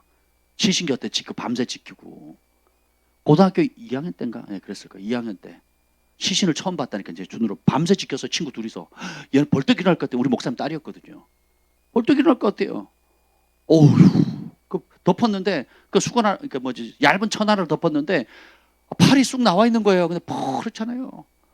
제가 근데 그 옆에 찬송을 불렀어요. 찬송이 은혜가 되겠습니까? 무섭지. 그나마 친구 하나 있는데 둘이서 전사님이 오더니 같이 처음에 불러주더니 몇 곡 장례에서 곡 처음 알려준 거예요. 그리고 그걸 알려주고는 이제 부르래요. 그래서 목사님은 멀리 부흥회 가셨느라고 오시는데 이틀 걸리고 사모님은 이제 정신이 잃었고 그래서 이제 우리 선배 출신이자 전사님이 마침 방학이라 오셔가지고는 이제 수습을 하시는 거예요, 그분이. 그래서 우리 고등학생 두 놈을 놓고는 그 시신 옆에서 밤새 찬송을 부르라고 한 거예요. 우리가 뭘 압니까? 그래서 고등학교 2학년짜리가 시신을 두고 밤새 찬양을 불렀다니까요. 예. 날빛보다 더 밝은 천국. 며칠 후 요단강 건너가 만나니. 별로 만나고 싶지 않아요. 그런데 그러니까 눈물이 안 나. 충격. 친했는데도 불구하고 충격을 받으니까 처음 시신을 봤잖아요. 눈물도 안 나요. 제가 언제 울었냐면 하관할 때 다 수습하고 이제 관이 땅 속에 들어갈 때 며칠 동안 그 쌓였던 거 있잖아요. 그게 막 폭포수 쏟아지는데 그래서 부활이 필요하구나. 그래서 천국이 있구나. 그때 막 그게 막 밀려오더라니까요. 그전엔 제가 부활을 안 믿었거든요. 그래서 부활이 왜 필요해? 그냥 깔끔하게 가는 거지. 짧고 굵게. 부활이 왜 필요해? 피곤하게. 지금 이 땅에서 사람 만나는 게 피곤해. 천국 가서 또 만나면 더 피곤하지. 그 미워하는 인간을 또 만나보세요. 용서받고 또 만나보세요. 피곤하잖아요. 난 필요 없다고 생각했거든요. 그런데 이제 실제로 죽음과 그리고 주변에 늘 가까이 지내던 교회 이제 목사님, 제 2살 어린 동생인가 그랬어요. 예, 간질이 있었거든요. 간질. 오토바이 사고로 충격을 받아가지고 간질이 생겼어요. 예, 근데 목사님 통해서 많은 불치병이 치유됐거든요. 근데 이상하게 목사님의 그 딸, 사랑하는 그 딸만 그게 안 낫는 거예요. 참 하나님 섭리를 다 이해를 못해요. 어쨌든 간에 그런 어떤 온갖 이런 걸 겪으면서 제가 배우는 게 참 많았죠. 예, 그래서 여러분 우리의 마음의 중심이 어디에 가 있느냐가 제일 중요합니다. 자기 사욕, 자기 욕심을 추구할 것을 안 버리잖아요. 하나님이 사랑하면 계속 뺑뺑이 돌립니다. 열흘 길이면 가는 길을 40년간 돌잖아요. 올라가라니까 안 가요. 올라가지 마라 그러니까 올라가요. 그런 청개구리가 어디 있습니까? 근데 우리도 그렇잖아요. 우리가 제가 좀 하세요 그러면 안 합니다. 하지 마세요 그러면 달려가 버려요. 지금입니다 그러면 뒷짐지고 있어요. 하지 마세요 하면 달려갑니다. 그래서 전에는요 강제라도 제가 목까지 잡고 끌고 왔거든요. 이제는 안 그럽니다. 주님의 뜻대로 하옵소서. 그냥 맡기는 거예요. 주님의 뜻대로 하옵소서. 여러분 예언이 정확하면 사람이 다 돌아올 것 같죠? 안 그렇더라고요. 그럼 어떤 사람이 돌아오냐? 마음 중심이 주님께 고정되어 있는 사람은요 어떤 상황이든지 빨리 돌아옵니다. 근데 마음 중심이 자기 욕심과 자기 사랑과 이 자기 사욕을 채울 것에 관심이 있죠. 그러면 언제든지요 그 이쪽 저쪽을 분간 안 하고 목적을 위해서라면, 욕심을 위해서라면 어느 쪽이든 그냥 막 돌아다닙니다. 그래서 제가 알았죠. 전에는 한 영혼이라도 부족해 보이도록 내 양이니 내 새끼니 생각하고 어떻게든 붙잡아 놓고 혼을 내든 뭐 다독거리든 해서 좀 키우려고 했었거든요. 이제는 안 그럽니다. 네, 붙이신 분도 하나님. 네, 그리고 이제 꼴을 먹었으면 내 할 도리 다 했으면 스스로 나가면 방법이 없더라고요. 그리고 인위적으로 잡죠. 그럼 어떻게 되는 줄 아세요? 주변 사람이 다치더라고요. 주변 사람들이. 그래서 하나님의 손에 맡기는 훈련을 한 겁니다. 하나님 손을 맡기고. 그래서 나는 진리를 전하겠다. 그러면 그 진리를 사랑하는 사람들이 먹게 돼요. 사랑하는 사람이 그 진리를 잡더라고요. 그럼 그 사람들이 맺는 열매가 진리를 사랑하지 않는 수십 명의 사람보다 월등히 많은 진짜 열매를 맺어요. 근데 진짜 진리를 사랑하면 소수의 두세 사람마다 뭉치죠. 큰일을 해나간다니까요. 근데 진리를 사랑하지 않고 수백 명이 모여도요, 그런 사람들이 모여 있으면요 헛짓합니다. 헛짓. 그리고 성령 받은 사람들, 성령 충만한 교회들, 하나님 뜻에 순종하는 교회들을 핍박하는 데 제일 앞장서는 거예요. 지금 한국 교회 꼴이 그렇잖아요. 진리 안에 서는 사람들을 누가 핍박합니까? 다른 교회들이 핍박을 해요. 네. 이단 만들어보. 아니 한기총 총회장을 이단 그걸로, 그런 발상 자체가 얼마나 어리석습니까? 그죠? 무슨 이단 사설을 설파한 것도 아니잖아요. 그렇잖아요? 나라 살리겠다고, 공산주의로 나라 지키겠다고. 지금 그래서 제일 앞장서면 우리가 다른 교단에서 힘을 냅시다. 도와주겠습니다. 같이 성명서 내고 힘을 내면 아무 문제도 안 될 거고 지금 여기까지 오지도 않을 건데 그 뭐지? 조찬 기도회나 열심히 다닌다. 조찬 기도회나. 꿀먹은 벙어리처럼 그냥 아무 소리 못 합니다. 서울시장을 만나도 아무 소리 못 하고 대통령 국회의원 조찬 기도회도 있거든요. 예, 거기도 가도 입도 뻥긋 못 하고. 청와대 가면요 아예 벙어리죠. 꿀먹은 벙어리죠. 이러니 무슨 세례요한이 왜 죽었어요? 헤롯 사생활 얘기하다가 목 잘렸잖아요. 그죠? 오늘도 이따가 두 번째 이게 보면 조금 더 살펴볼게요. 그래서 귀가 가려워서 자기 욕심 따를 거 채워줄 걸 찾죠. 그 다음에 4절에 보면 다시 한번 그 4절 시작. 또 그 귀를 진리에서 돌이켜 헛단한 이야기를 따르리라. 하나님 말씀에는 관심이 없어요. 이제는 어떻게 해요? 그거는 옵션이고 뭐예요? 허탄한 이야기. 다시 말하면 자기 욕심을 강화시켜 줄 수 있는 말도 안 되는 이야기를 그럴싸한 이야기로 받아들여요. 말도 안 되는 것들을. 그래서 정말 세상에서 똑똑하고 탁월한 사람도 그 허탄한 이야기에 속아요. 왜요? 진리를 버렸기 때문에. 이게 자기의 교만함 때문에 가장 미련한 길로 가는 똑똑한 사람들이에요. 똑똑하고 탁월하고 지혜롭고 계산이 굉장히 바른데 하나님의 말씀보다 내 생각이 더 뛰어나다고 생각하고 하나님 말씀은 고리타분한 거고 지금 최첨단 지금 현 시대를 이끌어가는 여러 좋은 것들이 더 뛰어나다고 믿거든요. 사람들이. 그럴싸하니까. 그러니까 어떻게 돼요? 자기가 믿는 그것에 자기가 믿는 도끼에 발등이 찍히는 겁니다. 결국 하나님 보시기는 뭐예요? 불면 하나님 비웃는 거죠. 허탄한 것들이거든요. 근데 이걸 분간하려면 뭘 먹어야 돼요? 하나님의 말씀 먹어야 되는 겁니다. 그래서 여러분이 특별히 여러 영역들이 있거든요. 이게 보면 4장 2절 읽어보자. 4장 2절 시작. 너는 말씀을 전파하라. 때를 얻든지 못 얻든지 항상 힘쓰라. 범사의 오래 참음과 가르침으로 경책하며 경계하며 권하라. 하나님 앞과 살아있는 자와 죽은 자를 심판하실 예수 앞에서 그가 다시 나타날 거가 나라를 엄히 명령하노니 너는 말씀을 전파하라.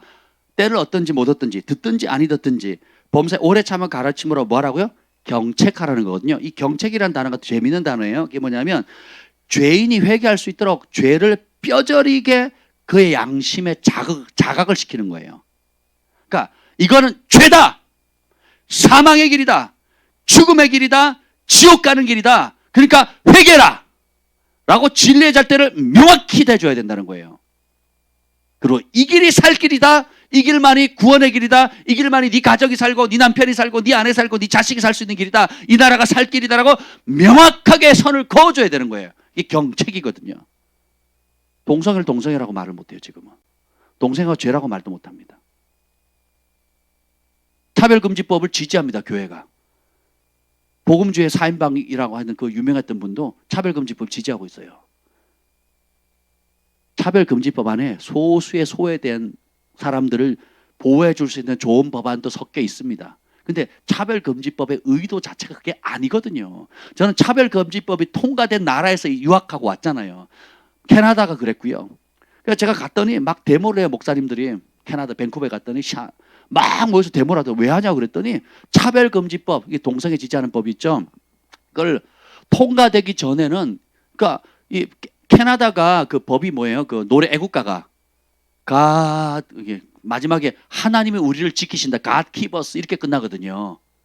오 캐나다 이렇게 하면서 마지막에 God keep us로 끝나거든요. 근데 이 차별금지법이 딱 통과되니까 어떻게 되냐면요. 그것도 갓을 빼재요. 지금 우리나라 애국가 바꾸자 그러죠. 뭐 일제 뭐 어쩌고 저쩌고 뭐 별소리를 다 해가지고 그죠? 제가 그것도 보이 지금 벌써 20년 전이네 거의.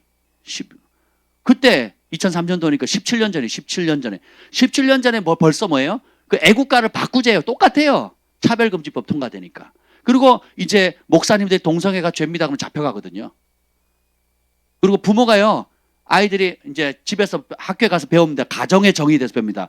엄마 아빠로 끝나는 게 아니고 엄마 아빠만 가정이 아니고 엄마 아빠 엄마 혼자 아빠 혼자 이렇게 가정을 정의를 해요. 그래서 이렇게 배웠다고 얘기를 하죠. 그럼 엄마 아빠 크리스찬 부모들이 뭐라 그럽니까? 그게 아니다. 하나님은 엄마 아빠로 만드는 거다. 네, 그게 가정이다. 그럼 집에 가서 학교 가서 또 얘기합니다. 우리 엄마 아빠는 이렇게 얘기하던데요. 그러면 학교 선생님 신고합니다. 잡아갑니다. 경고하거나 바로 벌금을 때리거나 아니면 감옥에 넣습니다. 목회자들은요 그 설교를 공개적으로 못해요. 제가 캐나다에서 오신 목사님들 여러 사역자들 물어봤어요 직접. 그랬더니 본인은 하신대요. 근데 주변에 잡혀간 사람이 있대요. 지혜롭게 하시는 거죠. 그리고 결혼 주례를 하고 마지막에 결혼식을 하면 캐나다 법은 미국 법도 아마 그런 걸로 알고 있는데 그 주례를 쓴 목사님 사인이 들어가야 돼요. 그게 공식적인 결혼의 그 법적인 법적인 권위를 가지고 있어요. 근데 동성애자들이 와서 주례를 해달라. 나 못한다 목회자로서. 그거 죄니까 회개해라. 이러면요 잡혀가는 겁니다. 많이 잡혀갔어요. 지금도 잡혀갑니다.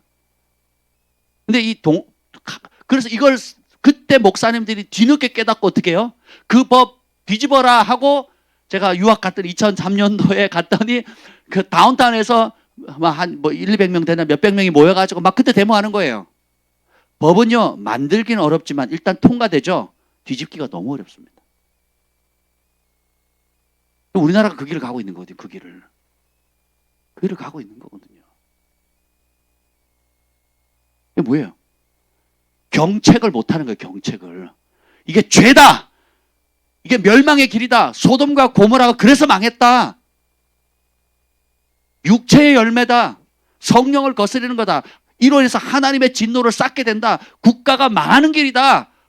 그리고 국가적인 뿐만 아니라 개인적으로도 너 그러면 죽는다. 망한다라는 걸 알려줘야 돼요. 그래서 이 영혼이 떨리도록 벌벌벌 떨리도록 만들어줘야 돼요. 너는 그 때를 어떤지 항상 말씀을 전파하라. 그리고 어떻게 해요? 경책하라는 거는 이 영혼이 뼈저리게 자신의 죄를 자각하고 양심이 찔림을 받을 수 있도록 진리를 넣어주라는 거거든요. 목회자들이 그런 설교 많이 못합니다. 저랑 교제하는 분들은 그나마 이 시대에 깨어있는 분들이 많아서 그런 메시지를 전하지만 일반적인 목회자들은 제가 이런 얘기하면 놀랍니다. 놀래. 어떻게 그렇게 얘기를 하냐. 특히 이력서 내가지고 당에 허락받아가 들어가서 월급 받는 사역자들 못 전합니다. 잘리거든요. 좀 애들이 고등학생이고 대학생인데 등록금 내야 되죠. 지금 그 나이에 50대 이후에 어디 갑니까? 갈 데가 없거든요. 그러니까 씨 뿌는 자에 비어 그 세 번째 생활의 염려는 생활의 염려. 목회자만 그렇습니까? 일반인도 똑같아요. 일반인들도. 예, 젊었을 때야 뭐 내가 다른 일 하면 되지 뭐. 내 주먹 믿고 하면 되지만 이게 40 넘어가고 50 넘어가고 이제 60대 넘어가면 뭐 일을 찾고 내가 뭐 새로운 일을 벌이기가 쉽지가 않잖아요. 그 와중에 말씀을 지키는 것과 또 세상의 현실적인 것에 부딪힘이 올 때 생활의 염려, 재래욕이 올 때 이겨낼 수 있냔 말이에요. 그런데 어릴 때부터 네가 성경을 알았나니 그 성경은 우리에게 유익을 주잖아요. 그 중에 기능이 하나가 뭐야? 경책하잖아요. 이렇게 가면 망한다. 이렇게 가면 산다. 이렇게 가면 저주받는다. 이렇게 가면 은총을 입는다라는 걸 어릴 때부터 몸에 새게 돼요. 영에 새겨야 되는 겁니다. 그러니까 무슨 일이 벌어져도 하나님은 어떻게 생각하시지? 하나님의 말씀 뭐라고 기록되어 있지라고 이게 오토매틱으로 탁 나와야 돼요. 그렇게 자녀들을 가르치셔야 돼요. 어른들 그렇게 지금 말씀의 물로 다시 씻으셔야 돼요. 그게 회개입니다. 그래서 이 말씀의 첫 번째 기는 진리를 드러내는 거고요. 예, 두 번째는 뭐냐면 책망. 이거 보면 16절에 다시 보면 교훈과 책망이라고 했죠. 이 책망은 헬라어로 엘레그모스라는 단어인데요. 예, 이게 뭐냐면 신약에 이 책망이라는 단어를 딱 조사를 해보면 특별히 세 가지 그 뜻으로 쓰여집니다. 이게 뭐냐면 누가복음 3장 19절에 보면 헤롯이 모든 악한 일을 행하거든요. 모든 악한 일로 요한의 책망을 받고라는 표현이 나옵니다. 다시 하나 말하면 헤롯이 그 당시 뭐예요? 왕이죠. 분봉왕이잖아요. 분봉왕이란 말이에요. 근데 헤롯이 모든 악한 일을 행했을 때 누구의 책망을 받아요? 요한의 책망을 받아요. 다시 말하면 이 하나님의 말씀을 어디다 써먹냐. 첫 번째 진리의 시금석을 놓고 두 번째는 그 진리의 잣대를 가지고 어떻게 해요? 왕도 책망해야 되는 거예요. 벨레스 총독도 책망하죠. 그리고 로마 황제도 책망하거든요. 제사장도 책망하고요. 인간으로 태어나서 누구든지 사람의 형상을 가지고 있다면 누구나 하나님의 말씀을 들어야 되고 그 하나님의 말씀에 어긋났다면 그렇게 가면 죽는다고 책망을 받아야 된다는 거예요. 최고의 권력자도 책망을 받아야 되고 최고의 지성인도 책망을 받아야 되고 최고의 지혜자도 책망을 받아야 돼요. 그 지혜와 권력이 하나님의 법을 벗어나면. 그런데 이 책망이라는 것은 이 하나님의 말씀을 들어야 되고 그 하나님의 말씀에 어긋났다면 그렇게 가면 죽는다고 책망을 받아야 된다는 거예요. 최고의 권력자도 책망을 받아야 되고 최고의 지성인도 책망을 받아야 되고 최고의 지혜자도 책망을 받아야 돼요. 그 지혜와 권력이 하나님의 법을 벗어나면 그래서 성경 그때 쓰는 거예요. 이 시대의 교회가 꿀먹은 벙어리가 되고 인기 있는 자리, 밥 먹는 자리, 관계 넓히는 자리는 가서 조용하게 웃으면서 헤헤헤 하다가 정말 그들이 교제하는 그들이 국회의원이든 대통령이든 서울시장이든 경기도지사든 누구든 간에 하나님의 법을 벗어나면 어떻게 된다고요? 책망해야 되거든요. 말씀 앞에 순복하도록 권해야 됩니다. 듣든지 아니 듣든지. 이게 그러니까 다시 말하면 말씀이 최고의 권위를 갖도록 하는 겁니다. 그게 잣대니까. 두 번째 책망의 뜻은 요한복음 3장 20절에 나오는데요. 악행하는 자는 빛으로 나오지 않는다. 그 이유가 뭐냐면 그 악한 행위가 드러날까 하노라. 이렇게 드러난다라는 그 표현이 똑같이 엘레그모스라는 단어를 쓰거든요. 이게 근데 그 말은 뭐냐면 빛이 왔을 때 빛 가운데 안 와요. 빛이신 예수님한테 안 와요. 왜 안 오는 이유가 뭐예요? 악을 좋아하니까. 근데 빛 가운데 오면 어떻게 악이 드러나죠. 그러니까 이 말씀을 언제 쓰느냐? 우리 안에 내면에 있는 악들 있죠. 바깥에 있는 악들이 드러나니까. 뭐 그거는 뭐 사회 법이 안전장치를 주잖아요. 그렇죠? 이 바깥에서 드러나는 죄는 아예 드러나니까 그나마 다루기가 수월합니다. 인정하기도 쉽고요. 근데 이 하나님의 말씀은 빛과 같아서 우리 내면의 죄들은 우리도 속고 우리도 속이기 쉬워요. 근데 말씀의 빛이 딱 들어오면 어떻게 해요? 드러나게 되는 겁니다. 숨은 죄, 본심 이게 드러나요. 본심이 발각돼야 됩니다. 폭로되고 들통나야 돼요.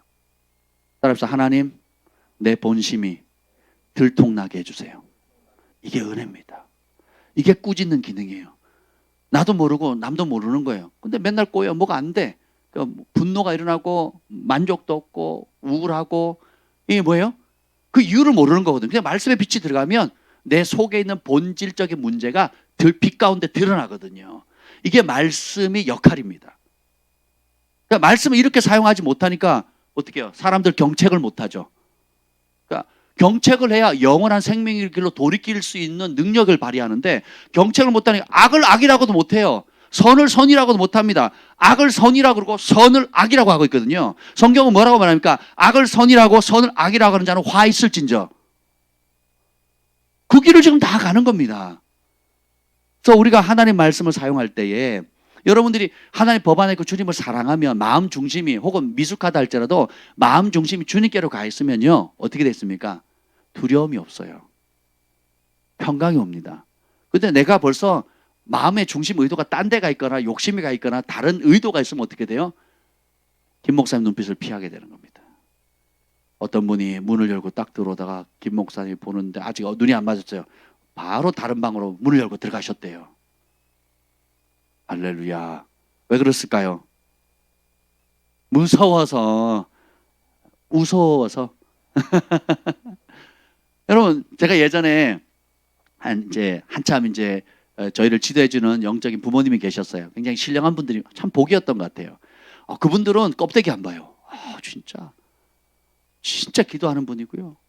진짜 밤을 새서 기도하시고 나라를 위해서 기도하시고 한 영혼을 너무너무 사랑하시고 귀신 내어 쫓고 병 고치고 진짜 능력이 있는 분이었거든요.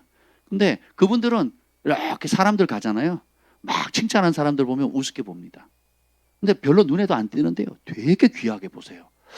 내가 봐도 저 부실해 보이고 별로 두각을 안 나타내 보이는데 막 어찌할 바를 모르고 막 귀하게 대하세요. 다른 사람들은 다 안 알아주는데 이런 분들은 영안이 열려있는 분들은 너무 귀하게 대하는 거예요. 왜 그런가 봤더니 이분들은 특징이 뭐냐? 하나님이 기뻐하는 사람을 그렇게 귀하게 대하고요. 아무리 인기 있고 명예 있고 뭐 있다 할지라도 하나님 밖에 벗어나죠. 그럼 어떻게 돼요? 그 본질을 보잖아요. 본질을 보니까 어떻게 해요? 더럽고 추하고 하나님의 진노가 있는 사람을 보는 거예요. 완악하고 교만한 사람을 보거든요. 이게 상대를 안 하고 그런 사람들 오면요. 진짜 무서워리만큼 책망을 하시더라고요. 저 되게 놀랐어요. 저는 간 떨려서 못할 사람들인데 오잖아요. 바로 책망을 해버리더라고요. 그러니까 정치인들로 와서 무릎을 꿇는 겁니다. 그리고 제게 이름 있는 사람들이 와서 무릎을 꿇는 거예요. 그 나이, 연령, 배경, 지식과 상관없이 그 하나님 안에 주시는 이 영적인 세계를 꿰뚫어 볼 수 있는 영적 통찰력 때문에 하나님이 주신 그 권위 때문에 그 앞에서 벌벌벌 떠는 겁니다. 그래서 우리 교회에서 예언 사역이 더 날카로워져야 돼요. 그렇죠? 고린도서 14장에 보면 모두가 다 방언 말하기를 원하지만 특별히 예언하기를 원하는 이유가 뭐예요? 뭐라 그랬습니까? 사람들이 그 비밀한 걸 듣고 과연 이곳에 하나님 나를 아시구나, 살아 계시구나 놀래서 하나님 앞에 굴복하게 되잖아요. 그죠? 나는 네가 지난 여름에 뭔 일을 하고 있는지 알고 있다. 지난 여름이 뭐예요? 어제 일을 한 것뿐만 아니라 앞으로 하나님께서 어떤 크고 원대한 일을 할 건지에 대한 소망도 주는 거거든요. 아멘. 그래서 이 성경은 책망하는데 두 번째는 이제 우리의 마음의 중심을 드러내는 것을 쓰고요. 세 번째는 디모데전서 5장 20절에 나와 있습니다. 이거는 가까우니까 한번 찾아봅시다. 디모데전서 5장 20절. 전서 5장 20절입니다. 전서 5장 20절 시작. 범죄한 자들을 모든 사람 앞에 꾸짖어 나머지 사람들로 두려워하게 하라. 여기 범죄하는 자들은 바깥에 있는 불신자들이 아니에요. 위에 보면 장로에 대한 고발이 나오거든요. 교회 안에 있는 사람들, 크리스찬 성도들이 범죄했을 때 모든 사람 앞에 꾸짖으라 그러거든요. 이 말은 뭐냐면 영적 가족들, 이 교회 안에서 말씀을 배우는 사람들이 죄를 짓잖아요. 꾸짖으라는 거예요. 그래서 꾸짖는데 어느 정도냐면 그 꾸짖음 때문에 그걸 듣는 다른 사람들도 두려워할 정도로 꾸짖으래요. 교회 안에 징계가 없어진 지 너무 오래됐습니다. 다 비위 맞춰줘요. 다 예스맨이 다 비위 맞춰줘요. 여러분 자식이 독약을 먹는데 그래 먹어라 이러겠습니까? 먹지 마 그러겠어요. 손에 들고 있으면 어떻게 하겠어요? 뺐든지 치든지 그렇게 하지 않겠습니까? 독약을 지금 먹고 있는데 그 독약에 설탕을 탔어요. 꿀을 탔다고요. 엄마 단대요 뭐 달아서 뭐 그래도 계속 먹게 하시겠습니까? 먹게 하면 엄마 맞아요? 아빠 맞아요? 아니죠. 못 먹게 해야죠. 그렇잖아요. 어린애 둘이 장난치고 노는데 우리 소망이 언니가 장난치고 노는데 예를 들어 사시미 칼을 들고 서로 가지고 놀아요. 그리고 요리 솜씨를 합니다. 그리고 칼싸움을 해요. 사시미 칼을 들고. 그러면 아이고 잘한다. 그래 강한 용사가 되거라. 이래야 됩니까? 아니면 어떻게 해요? 손 떼라 그러면 난리를 치겠죠. 아예 손을 안 닿는 곳에 두겠죠. 그렇죠? 예. 성도라고 한 번 구원 영원한 구원 아니라 그랬습니다.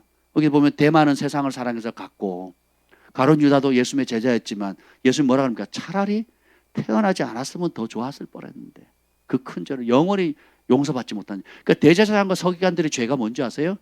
성령 회방죄거든요. 성령의 역사를 귀신의 왕 바알세불 집에서 했다 그러거든요. 소경이 눈을 떠도 귀신이 했대요. 안전뱅이가 일어나도 귀신이 했고 안식일 날 손 마른 자가 손을 펴도 귀신이 했다는 거죠. 성령께서 역사했음에도 불구하고 그거를 뭐라 그래요? 귀신이 했다고 그렇게 얘기를 합니다. 마음이 강팍해진 거거든. 완고해진 거거든요. 여기 보면 성도들이 범죄했을 때 이런저런 이제 교회 안에서도 보면 이제 윤리적인 죄, 성적인 죄, 재정의 관계, 그러니까 다 똑같습니다. 안목의 정욕, 이생의 자랑, 육체의 정욕. 그러니까 돈, 명예, 권력, 성, 이 바운더리를 다, 요 바운더리를 못 벗어나요. 돈, 명예, 권력, 성적인 쾌락입니다. 요 바운더리를 못 벗어나거든요. 그럼 이게 있을 때 어떻게 해야 돼요? 이걸 책망해서 바로 잡아야 될 책임이 어디 있다고요? 교회가 있고, 그래서 그 책망할 때 뭘 가지고 어떤 기준으로 책망을 하라는 거예요? 말씀의 기준으로. 그래서 이 하나님의 말씀은 그때 사용하는 겁니다. 진리의 교훈을 가르치고, 두 번째는 책망하고. 그래서 세 번째는 뭡니까? 16절에 보면 바르게 한다 그랬죠. 이 바르게 한다는 것은 다시 정돈하다, 수정하다, 다시 세우다는 뜻이에요. 다시 말하면 잘못된 길로 가는 사람들이 있다면 그걸 바로 잡아주는 겁니다. 이 단어를, 똑같은 단어를 어디서 쓰냐면 누가복음 13장 11절부터 13절에 그 18년간 귀신 들려가지고 꼬부라져서 허리를 펴지 못하는 여인의 이야기 나옵니다. 할머니 이야기 나오거든요. 그러니까 18년간 꼬부라졌어요. 귀신 들려가지고 못 핍니다. 그러니까 얼마나 불편해요. 시골에 가면 할머니들 뭐 허리를 거의 90도로 막 구부리고 다리도 구부린 상태에서 막 이렇게 지팡이 짚고 하시잖아요. 근데 18년 동안 귀신 들려가지고 꼬부라져서 못 핀다거든요. 근데 그때 꼬부라져서 못 펴는 여인을 안수하시니 여자가 곧 펴고 하나님께 영광을 돌리더라 이렇게 나오거든요. 그러니까 꼬부라져가지고 인간의 힘으로 펴요 못 펴요?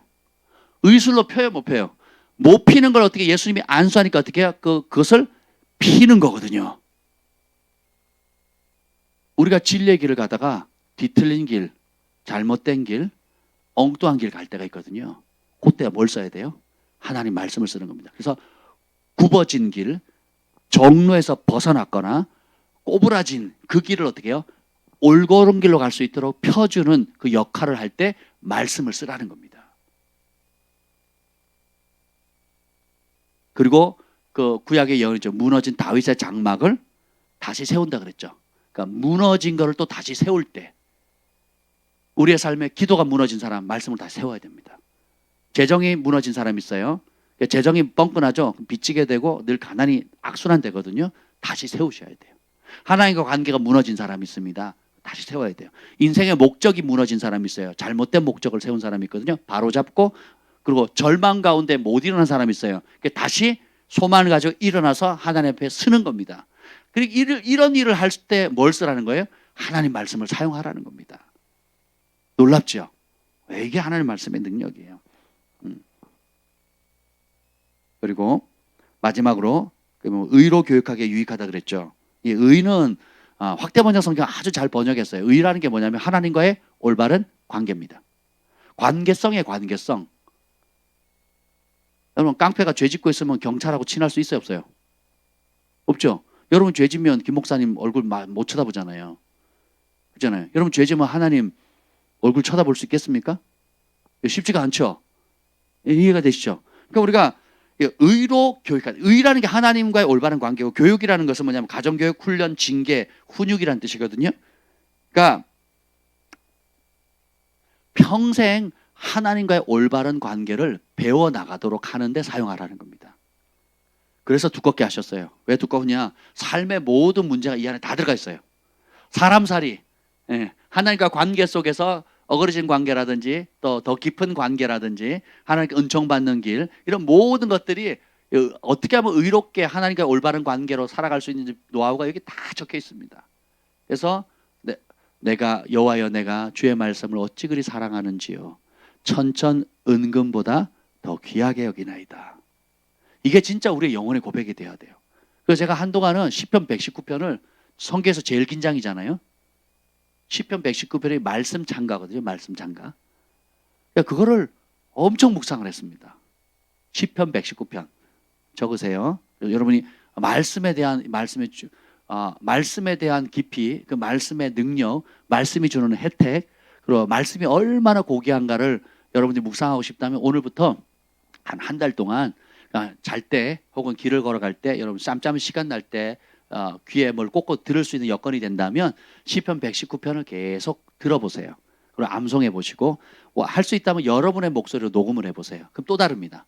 내 목소리로 천천히 내가 원하는 속도로 또 뭔가 좋은 말씀 있잖아요. 주의 말씀은 내 발의 등이요 내 길의 빛이니이다.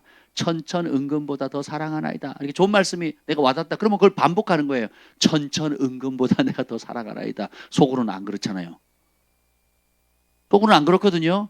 나는 지금 현찰이 더 사랑 필요하거든요. 나는 지금 땅이 더 필요하고 건물이 필요하고 연봉이 더 필요하고 우리 자녀들이 뭐 하는 게 더 필요하지 주의 말씀이 더 사랑스럽진 않거든요. 그런 분만 아멘. 네, 이게 현실이거든요. 그러면 이 가치를 어느 시편 기자는 발견한 거거든요. 다윗도 발견했고 하나님을 경외하는 사람들은 이 말씀이 진짜 천천은금보다도 아브라함도 이 자기가 받은 그 복보다도 하나님이 얼마나 소중한가를 그리고 성숙해가면서 깨닫거든요. 말씀을 묵상하면 그 가치를 발견하게 됩니다. 결국은 그게 우리 복이 되는 거죠. 못 깨달으면 엉뚱한 짓 하는 거고 구부러진 가는 거고 무너지게 되죠. 그러면 그 불이익을 누가 당합니까? 내가 당하는 거고 그 가치를 깨달으면 그 유익을 내가 받는 거예요. 그래서 여러분이 사모하는 만큼 진리를 사랑하는 만큼 진리가 주는 혜택을 받는 거예요. 그래서 진리를 사랑하면 많이 읽겠죠. 많이 암송하겠죠. 암송하는 만큼 믿겠죠. 믿는 만큼 순종하겠죠. 그죠? 믿는 만큼 기꺼이 희생하겠죠. 왜요? 영원한 복이 온다는 걸 아니까 대가 지불하는 겁니다. 저는요 제일 보람이 있을 때가 뭐냐면 여러분들이 하나님 말씀을 배우고 또 기도하고 힘을 얻어서 말씀으로 인한 고난이 왔을 때 비껴가지 않고 정면 승부해서 대가를 지불하는 모습을 볼 때가 제일 행복합니다. 우리 집의 아이들도 주한이, 경환이도, 사랑이도 이제 사랑의 소망의 온유도 이제 배워가지만 주한이, 경환이가 그런 면에서 굉장히 많이 앞서가서 보통 사람들의 수준은 또래 아이들과는 완전히 다른 차원도 이미 가 있어요. 왜냐하면 어릴 때부터 그게 단련됐거든요. 따라합시다. 지금도 늦지 않았다. 제 사역자로서 영적인 아비로서 제일 큰 보람이 그겁니다. 누가 봐도 이건 진짜 어려워요. 근데 손해 볼 일이고 대가를 지불해야 하고 힘겨운 일이에요. 근데 하나님을 사랑함으로 내 삶의 우선을 명확히 정해서 기꺼이 손해보고 대가 지불하고 뚫고 나가는 거예요. 그걸 보면 너무 행복하고요. 또 반면에 언제가 제일 안타깝냐면 아니 기도하고 말씀을 배웠고 열정을 갖고 결단을 해서 싸워 나갔어요. 이제 그런 충돌의 지점이 딱 와서 말씀을 하는 핍박과 고난이 딱 왔을 때에 아브라함이 기근 때문에 약속의 땅에서 점점 남방으로 밀려 내려가거든요. 기근 때문에. 그래서 마누라 팔아먹고 죽을 뻔하잖아요. 그렇죠? 요 현상이 생기는 거예요. 그거만 탁 넘었으면 제가 그랬잖아요. 집에서 처음 쫓겨날 때가 제일 무섭고 두 번째부터는 안 무섭다 그랬잖아요. 아니 안 무서운 건 아니고 덜 무섭다 그랬잖아요. 감당이 돼요. 첫 번째 두들겨 맞았을 때 제가 선배들한테 많이 두들겨 맞았거든요. 저희 동기들하고 처음 맞을 때가 제일 무서웠어요. 그 다음부터는 빨리 때려라. 어쨌든 한 달에 한 번은 맞아야 되니까. 그럼 속이 편하잖아요. 안 무섭다고요. 핍박도 똑같습니다. 처음 당할 때가 제일 무섭고요. 그 다음부터는 그때 그 두려움 어떤 안 당해봤으니까 너무 막연한 두려움이 있거든요. 실제로 우리가 당하는 것보다 당하기 전에 우리가 앞서 생각하는 염려와 걱정과 두려움이 더 무서운 거거든요. 근데 한번 믿음으로 순종하고 돌파를 딱 하면요. 그 영역에 권세를 얻습니다.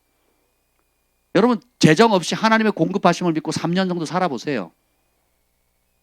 그럼요. 전 세계 어디에 떨고도 먹고 삽니다. 왜요? 3년 동안 하나님이 공급하는 걸 받았거든요. 기도하는 거.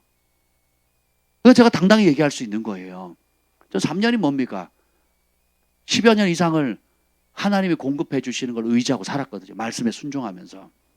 지금도 그렇게 살려고 노력하고 있고요. 그러니까 어떻게 해요? 재정의 권세를 얻게 되는 거예요. 나는 통로다. 나는 주기 위해서 태어났다. 대접받고 싶은 대로 대접해야 된다. 제가 그래서 천국복음 구호도 바꿨어요. 앞쪽하고 뒤에도 있어요.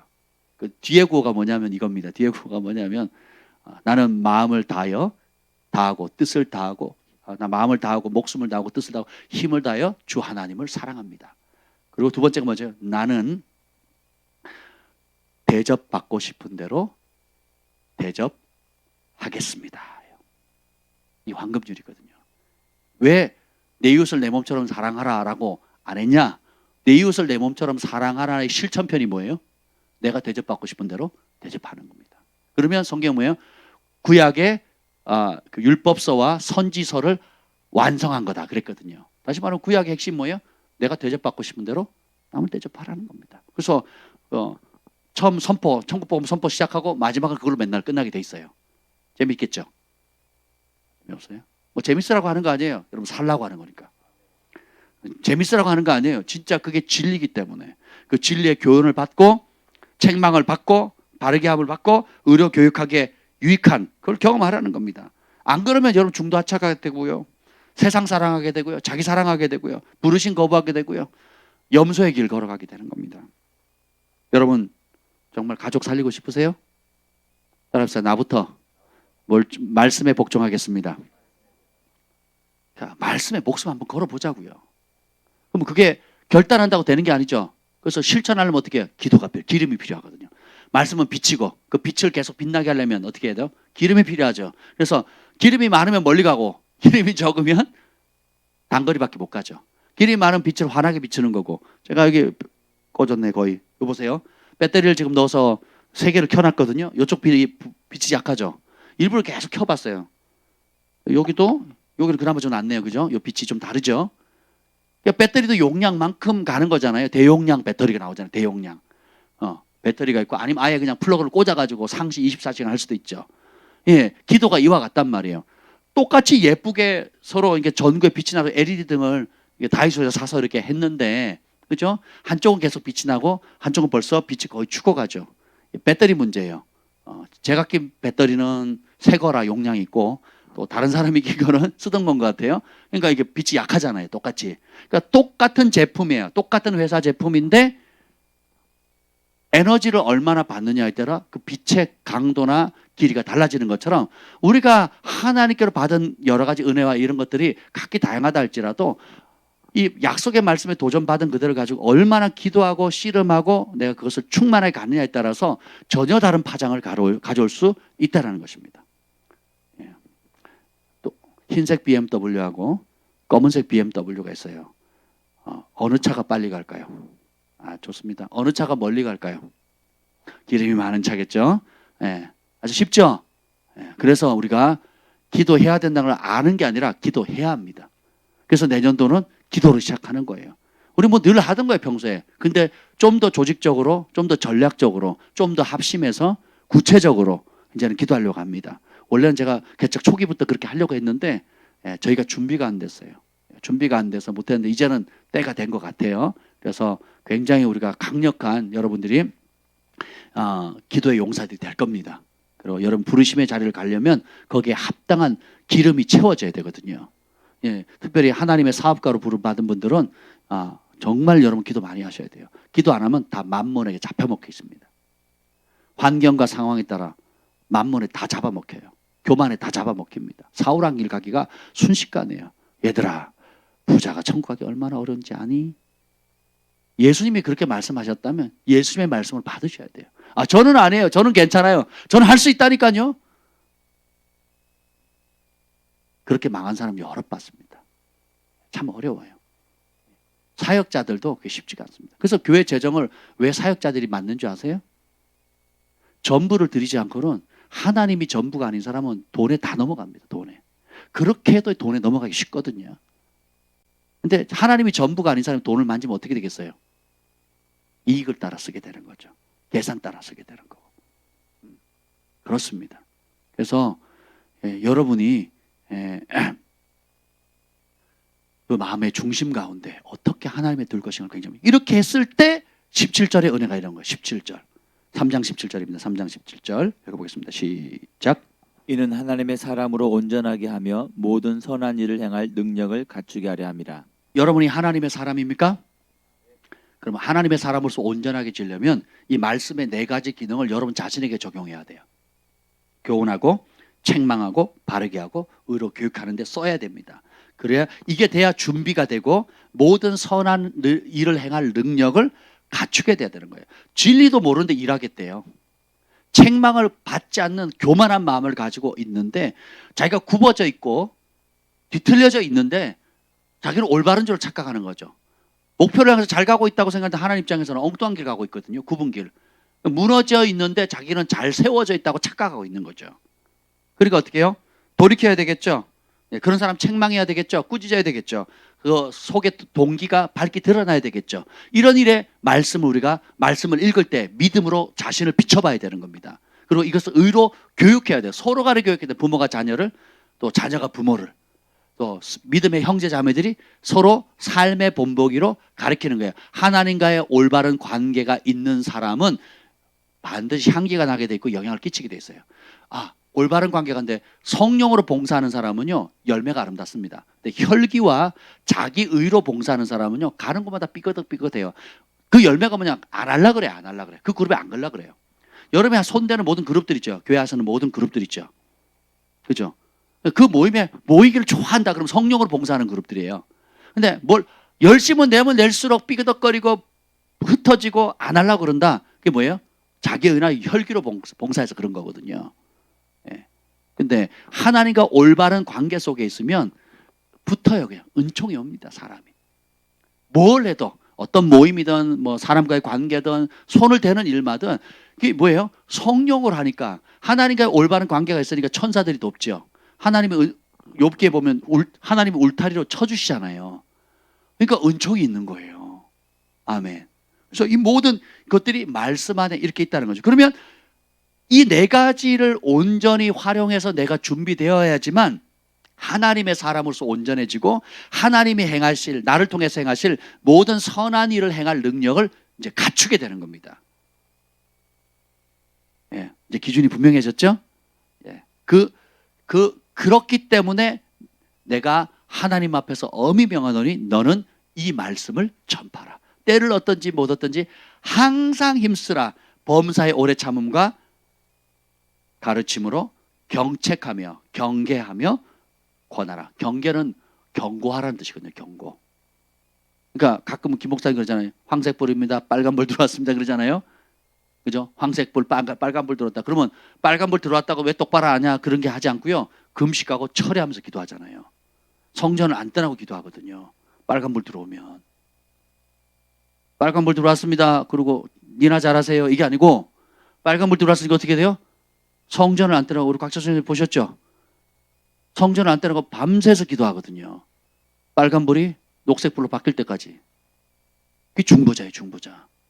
왜냐하면 말씀에 진리의 빛이 딱 들어오면 그냥 가르치기만 하는 게 아니라 실제로 무릎을 꿇는 거예요. 중보자의 자리에 서는 겁니다. 말씀을 이렇게 활용하는 거예요. 아멘. 그래서 이 66권의 말씀을 읽을 때 내가 좋아하는 형광색으로 칠한 것만 쏙쏙 먹지 마시고 이 모든 말씀으로, 말씀이 나를 스캔해야 돼요. 예. 내가 원하는 것만, 이게 단물만 쏙 빼먹는 게 아니고 말씀이 나를 스캔해야지 내가 말씀을 스캔하면 안 돼요. 아멘. 말씀이 나에게 말할 수 있도록. 그래서 내가 들으려, 기도도 듣기 위해서, 말씀도 듣기 위해서 하는 거예요. 우리는 신앙생활 일종의 듣고 순종하는 겁니다. 아멘. 시간이 많이 지나갔네요. 그래서 이렇게 되면 하나님의 사람으로 온전히 준비가 되어지고 모든 하나님 기뻐하고 온전한 선한 뜻을 행할 준비를 갖추게 되는 거예요. 말씀을 사랑할, 말씀 없이 하나님의 사람이 될 수 있겠습니까? 불가능하죠. 그러니까 말씀 없이는 우리가 준비되는 게 불가능해요. 또 그것을 움직이려면 반드시 기도해야 되는 겁니다. 기도가 어려운 분들은 찬양을 많이 하세요. 찬양은 곡조 있는 기도잖아요. 그래서 여러분들이 기도를 어려워하는 분들 가운데 의외로 찬양을 많이 하면 굉장히 깊어집니다. 그러면 내 영 안에 내 영이 깊어지거든요. 그래서 여러분 기도가 막히거나 하실 때는 감사 찬양, 회개 찬양, 기쁨의 찬양, 또 특별히 말씀으로 지은 찬양이 많아요. 그런 거 부르세요. 옛날에 그 복음성가들은 자기 연민의 찬양이 많거든요. 찬양이 아니에요. 어두운 밤에, 캄캄한 밤에 새벽을 찾아 떠난다. 종이 울리고 닭이 울었대. 뭐 어쩌라고요? 이게 찬양이에요? 군대 교회 갔더니 제일 먼저 부르는 찬양이 그거더라고요. 막 심하상 어두운 밤에 이렇게 부릅니다. 캄캄한 밤에, 진짜 캄캄해지겠어요. 닭이 울었대요. 신나게 부릅니다. 신나게. 이게 공허하죠. 근데 반대로 너의 하나님 여호와가 너희 가운데 계시니 그는 구원을 베푸실 전능자.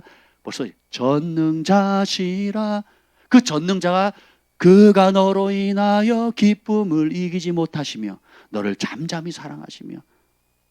벌써 막 영혼이 힘이 나잖아요. 내 영혼아 내가 어찌하여 낭망하느냐, 내가 어찌하여 불안하는고, 너는 너의 하나님을 바라라. 벌써 막 읽는 것만으로도 막 힘이 나잖아요. 이게 말씀의 능력이에요. 그러니까 해본 사람만 안다니까요. 똑같은 글이 아니에요. 똑같은 말이에요. 말의 무게가 틀리다니까요. 하나님이 말씀하셨잖아요. 그러면 이 기록된 말씀도 어떻게 해요? 살아있는 하나님의 말씀의 권위로 완전 벌써 노래가 다르잖아요. 그죠? 이제 내가 육체 가운데 사는 것은 나를 사랑하사 자기 몸 버리신 예수 위에 산 것이라. 내가 그리스도와 함께 십자가에 달려 죽었잖아요. 그런즉 이제는 내가 산 것 아니고 오직 내 안에 예수께서 하신 것이다. 그렇죠? 나는 죽었어요. 이게 그냥 알 때와 부를 때 또 다릅니다. 부를 때 내가 마음을 쏟아서 전심으로 부르면 그게 내 것이 되는 거예요. 그럼 그 말씀으로 물로 씻기게 되고, 그 말씀이 주는 힘을 얻게 되고, 그 말씀이 주는 치유의 능력을 맛보게 되고, 그 말씀이 인도하는 능력을 얻게 되는 거죠. 그 말씀 안에 있는 초자연적인 능력을 지금 경험하게 되는 거죠. 제가 그렇게 찬양을 통해서 진짜 많이 응답을 받았어요. 그리고 내가 응답받은 걸 가지고 사람들을 앞에서 예배할 때나 또 영적인 어려움 당할 때 그 찬양을 해주면 기름 부음이 흘러가는 거예요. 정 목사님이 찬양할 때 기름 부음이 많이 흘러가잖아요. 딴 사람이 돼버리거든요. 왜냐하면 하나님 기름 부은 은혜고 하나님이 잘할 수 있도록 기름 부으신 거거든요. 할렐루야. 찬양 가운데 주님을 만났고 그 찬양 가운데 주님께 헌신을 했거든요. 이거 되세요? 그러니까 내가 만난 하나님, 이 찬양에 분명히 능력이 있다. 이 찬양 분명히 하나님 받으신다. 그러니까 그 믿음과 그것이 극대화되는 거예요. 사람마다 은사가 다 다르잖아요. 그러니까 여러분들에게 또 그게 좋으신 분들은 또 그렇게 하시면 돼요. 그러니까 하나님이 할 수 있는 다양한 시와 찬미와 신령한 노래로 서로 화답하고, 그죠? 그래서 여러분 찬양 많이 하세요. 집에서도 혼자 하면 음치들도 누가 안 뭐라 그러잖아요. 그러니까 집에서 그냥 하는 겁니다. 화장실에 들어갔을 때, 새벽에 깼을 때, 그죠? 교회 걸어올 때에, 그 버스 타고 갈 때, 지하철 탈 때 흥얼흥얼대는 겁니다. 그리고 말씀으로 지은 찬양들을 많이 하시고, 또 여러분 또 우리 청소년들이나 청년들 여건되면 이제 여러분 천국 복음이나 태필림 복음 암송하잖아요. 그걸 여러분의 노래를 한번 만들어 보세요. 제가 악보를 그리는 법을 알았더라면 진짜 곡을 많이 지었을 것 같아요. 단기도 많이 할 때, 기도 많이 할 때는 항상 찬양이 24시간 돌아있거든요. 그러니까 쓰고 싶은데 음은 와 있고 가사도 와 있는데 그때는 녹음할 수가 없었거든요. 녹음하기도 어려웠고 뭐 이렇게 악보를 그릴 수가 없으니까 그냥 혼자 좋다만 한 거죠. 산에 가서 청계산에서 또 뭐 감남산에 저기 삼각산이나 저기 오살리 새벽 3시까지 뭐 밤새 기도하다 보면 막 찬양이 흘러나오잖아요. 새로운 찬양이 흘러나온다면 뭐 그걸 녹음도 못해. 뭐 어떻게 좀 이렇게 기록해가지고 이렇게 좀 하고 싶을 때가 한두 번이 아니었거든요. 그러니까 나만이 부를 수 있는 내 영의 노래들이 있거든요. 하나님 그걸 받으시거든요. 그러면 내 영혼이 살아요. 다시 일어날 수 있는 힘, 믿음의 길, 진리에 갈 수 있는 용기를 얻게 되는 겁니다. 그러면 돌파하면 하나님의 때에 은총이 부어지는 거죠. 아멘. 그래서 오늘 우리가 하나님의 말씀에 사로잡히려면 이 말씀을 활용할 수 있는 4가지 방법 배우셨죠?